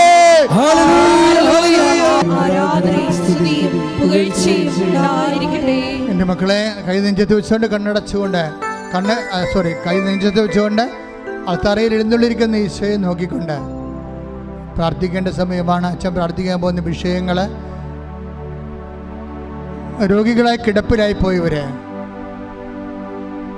അവരെ അടിപ്പിടർ പോലെ വൈദാഘാതം ദൈവികമായ ശക്തി അവരിലേക്ക് ആവസിക്കുന്നതിന് വേണ്ടി പ്രാർത്ഥിക്കാൻ പോകുന്ന മക്കളില്ലാത്തവര്, ഗർഭനാളികൾ ശോഷിച്ചു പോയവര്, ഗർഭമുണ്ടായിട്ട് അത് കട്ട് ചെയ്ത് കളഞ്ഞവര്, ബീജത്തിന് ഓട്ടമില്ലാത്തവര്, കൗണ്ടില്ലാത്തവര്, അവരെല്ലാം സമർപ്പിച്ച് പ്രാർത്ഥിക്കുന്ന സമയമാണ്. വിഷജന്തുക്കൾ കുത്തുകയോ ഒക്കെ ചെയ്തതിൻ്റെ പേരിൽ, രക്തത്തിൽ വിഷം കയറിയതിൻ്റെ പേരിൽ രോഗങ്ങൾ വിട്ടുമാറാത്തവര്, കർത്താവിൻ്റെ വിശുദ്ധമായ രക്തം അവരുടെ ശരീരത്തിലേക്ക് പ്രവഹിക്കുന്നതിന് വേണ്ടി പ്രാർത്ഥിക്കുന്ന സമയമാണ്. വാരിപ്പറ്റുകൾ ശോഷിക്കുന്നവരെ, അസ്ഥി ശോഷിക്കുന്നവരെ, അസ്ഥി ഉരുക്കമുള്ളവർ, PCOD രോഗികൾ, അതുപോലെ RSS രോഗികൾ, കുടൽ രോഗികൾ, എല്ലാവർക്കും വേണ്ടി സമയമാണ്. കരൾ രോഗികൾ, ശ്വാസകോശ രോഗികൾ, കിഡ്നി രോഗികൾ, അതുപോലെ തന്നെ തൈറോയ്ഡ് രോഗികൾ, ബ്രെയിൻ അസുഖമുള്ളവർ, ഹൃദയത്തിൻ്റെ രോഗമുള്ളവർ, വെരിക്കോസിൻ്റെ അസുഖമുള്ളവർ, എല്ലാവരെയും സ്തുതിക്കട്ടെ. ലേലിയ കർത്താവ്, നിൻ്റെ ഉന്നതമായ നാമത്തിന് സ്വന്തം ചെയ്യുന്ന കർത്താവ്, നിൻ്റെ വിശുദ്ധ പൗരോഹിത്യത്തെ മഹത്വപ്പെടുക കർത്താവ്. സഭയിലുള്ള സാന്നിധ്യം പ്രകടമാക്കണം കർത്താവ്. അമ്മയെ പരിശുദ്ധമ്മ ദേവമാതാവേ, എല്ലാ മക്കൾക്ക് വേണ്ടി മധ്യസ്ഥം പ്രാർത്ഥിക്കണമേ. എൻ്റെ കർത്താവിൻ്റെ ഉന്നതമായ നാമത്തിൽ, സഭയുടെ അധികാരത്തിൽ, കുരിശിൻ്റെ അടയാളത്തിൽ, ദൈവശക്തിയാൽ മാരകരോഗങ്ങൾ, തീരാവ്യാധികൾ യേശുവിൻ്റെ നാമത്തിൽ മാറിപ്പോകട്ടെ. വിഷയങ്ങൾ പരിശുദ്ധ അമ്മയുടെ സാന്നിധ്യത്തിൽ ഈശോനെ ഏൽപ്പിക്കുന്ന സമയമാണ്. ഇവിടെ വിഷയങ്ങളെന്ന് പറയുമ്പോൾ ജോലിയില്ലാത്തവർ, വിസ പ്രോസസ്സിലിരിക്കുന്നവർ, ഓഫർ ലെറ്റർ വന്നിട്ട് പോകാൻ പറ്റാത്തവർ, സാമ്പത്തികമായിട്ട് ലോൺ കിട്ടാത്തവർ, വീട് വിൽക്കാനുള്ളവർ, സ്ഥലം വിൽക്കാനുള്ളവർ, വാങ്ങാനുള്ളവർ, വഴിയില്ലാത്തവർ, പഠനത്തിന് പ്രയാസമുള്ളവർ, പഠിക്കാൻ പറ്റാത്തവർ, പരീക്ഷ തോക്കുന്നവർ, വീണ്ടും പരീക്ഷ എഴുതാൻ പോകുന്നവർ, വിവാഹം ഒത്തുവരാത്തവർ, അവരെല്ലാവരും സമർപ്പിച്ച് പ്രാർത്ഥിക്കുന്ന സമയമാണ്. കർത്താവെ, അങ്ങയുടെ മക്കളെ ഇപ്പോഴ് കണ്ണീരോടെ ഓരോ വിഷയങ്ങൾ സമർപ്പിച്ചുകൊണ്ട് പ്രാർത്ഥിക്കുന്നു. കർത്താവെ, നിൻ്റെ വിശുദ്ധ പൗരോഹിത്യത്തെ മഹത്വപ്പെടുത്തണമേ. കർത്താവെ, നിൻ്റെ തിരുമുറുപാട് നാണിപ്പെടുത്താവുന്ന വലതുകരം ഓരോ മക്കളുടെ വിഷയങ്ങളിൽ അങ്ങ് വയ്ക്കണമെന്ന് പ്രാർത്ഥിക്കുന്നു. എല്ലാ സ്ഥലങ്ങളും, വിട്ടുമാറാത്ത സ്ഥലങ്ങളിൽ കർത്താവിൻ്റെ വിശുദ്ധ രക്തം പ്രവഹിക്കട്ടെ എന്ന് പ്രാർത്ഥിക്കുന്നു. വിട്ടുമാറാത്ത വേദനകൾ, രോഗങ്ങൾ, അതുപോലെ തന്നെ കുടുംബം നമ്മുടെ സ്വന്തം കഴിവ് കൊണ്ട് ഇനി ഈ വിഷയം പരിഹരിക്കാൻ പറ്റത്തില്ലെന്ന് തോന്നുന്ന വിവിധ വിഷയങ്ങൾ ഇപ്പോൾ പരിശുദ്ധ അമ്മയുടെ മാധ്യസ്ഥ ഈശോയ്ക്ക് സമർപ്പിക്കുന്നു. കർത്താവിൻ്റെ കരുണ മക്കളിലേക്ക് ചൊരിയട്ടെ. കർത്താവേ, എല്ലാ തരത്തിലും എല്ലാ സ്ഥാവര ജംഗമ വസ്തുക്കൾ നശിച്ചു പോയവർ, നഷ്ടപ്പെട്ടവർ, അന്യാധീനപ്പെട്ടവർ, കിട്ടാൻ നിവൃത്തിയില്ലാത്തവർ, കൊടുത്തു പോയിട്ട് കിട്ടാൻ നിവൃത്തിയില്ലാത്തവരെല്ലാം സമർപ്പിച്ച് പ്രാർത്ഥിക്കുന്നു. കർത്താവ് ദൈവത്തിൻ്റെ കരുണ മക്കളിലേക്ക് ആവശ്യിക്കട്ടെ. ജയിലിൽ പെട്ടുപോയവർ, കർത്താവ് അന്യരാജ്യങ്ങളിൽ പെട്ടുപോയവർ, കർത്താവ് മറ്റു രാജ്യങ്ങൾക്ക് വിസയും എടുത്തിട്ട് പോകാൻ പറ്റാത്തവർ, അതിന് പ്രോസസ്സ് നടക്കാത്തവർ, അതുകൊണ്ട് ബ്ലോക്ക് വന്നു പോയവർ, കർത്താവ് പല രാജ്യങ്ങളിൽ ഇന്ത്യക്കാർക്ക് പോകാൻ പറ്റാത്ത അവസ്ഥയിൽ നയതന്ത്രപരമായിട്ടുള്ള വിഷമങ്ങളുള്ള വിഷയങ്ങൾ അതെല്ലാം കർത്താവ് ഏറ്റെടുക്കുകയും രാജ്യങ്ങൾ തമ്മിൽ ധാരണയായിരിക്കാൻ, കർത്താവ് അതുവഴി യുദ്ധങ്ങൾ വരെ അവസാനിക്കാൻ പരിശുദ്ധ ദേവതാന്റെ മാധ്യസ്ഥത്തിൽ ദൈവത്തിൻ്റെ കരുണ ചൊരിയട്ടെ.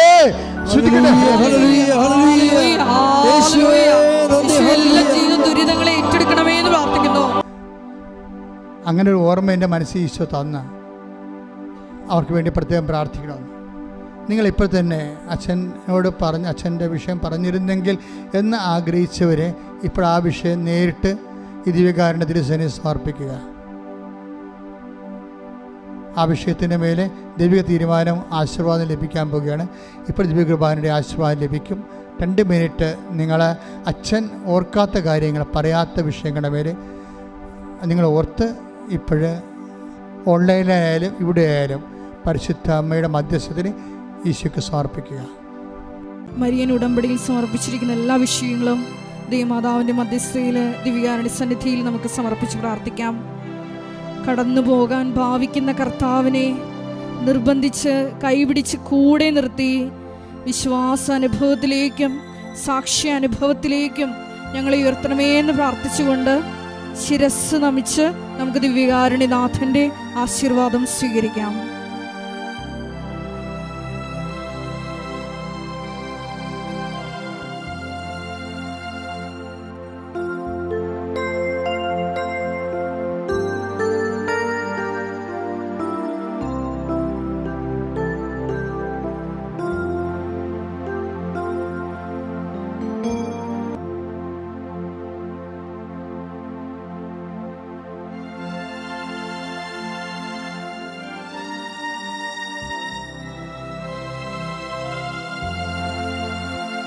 പരിശുദ്ധ പരമമാ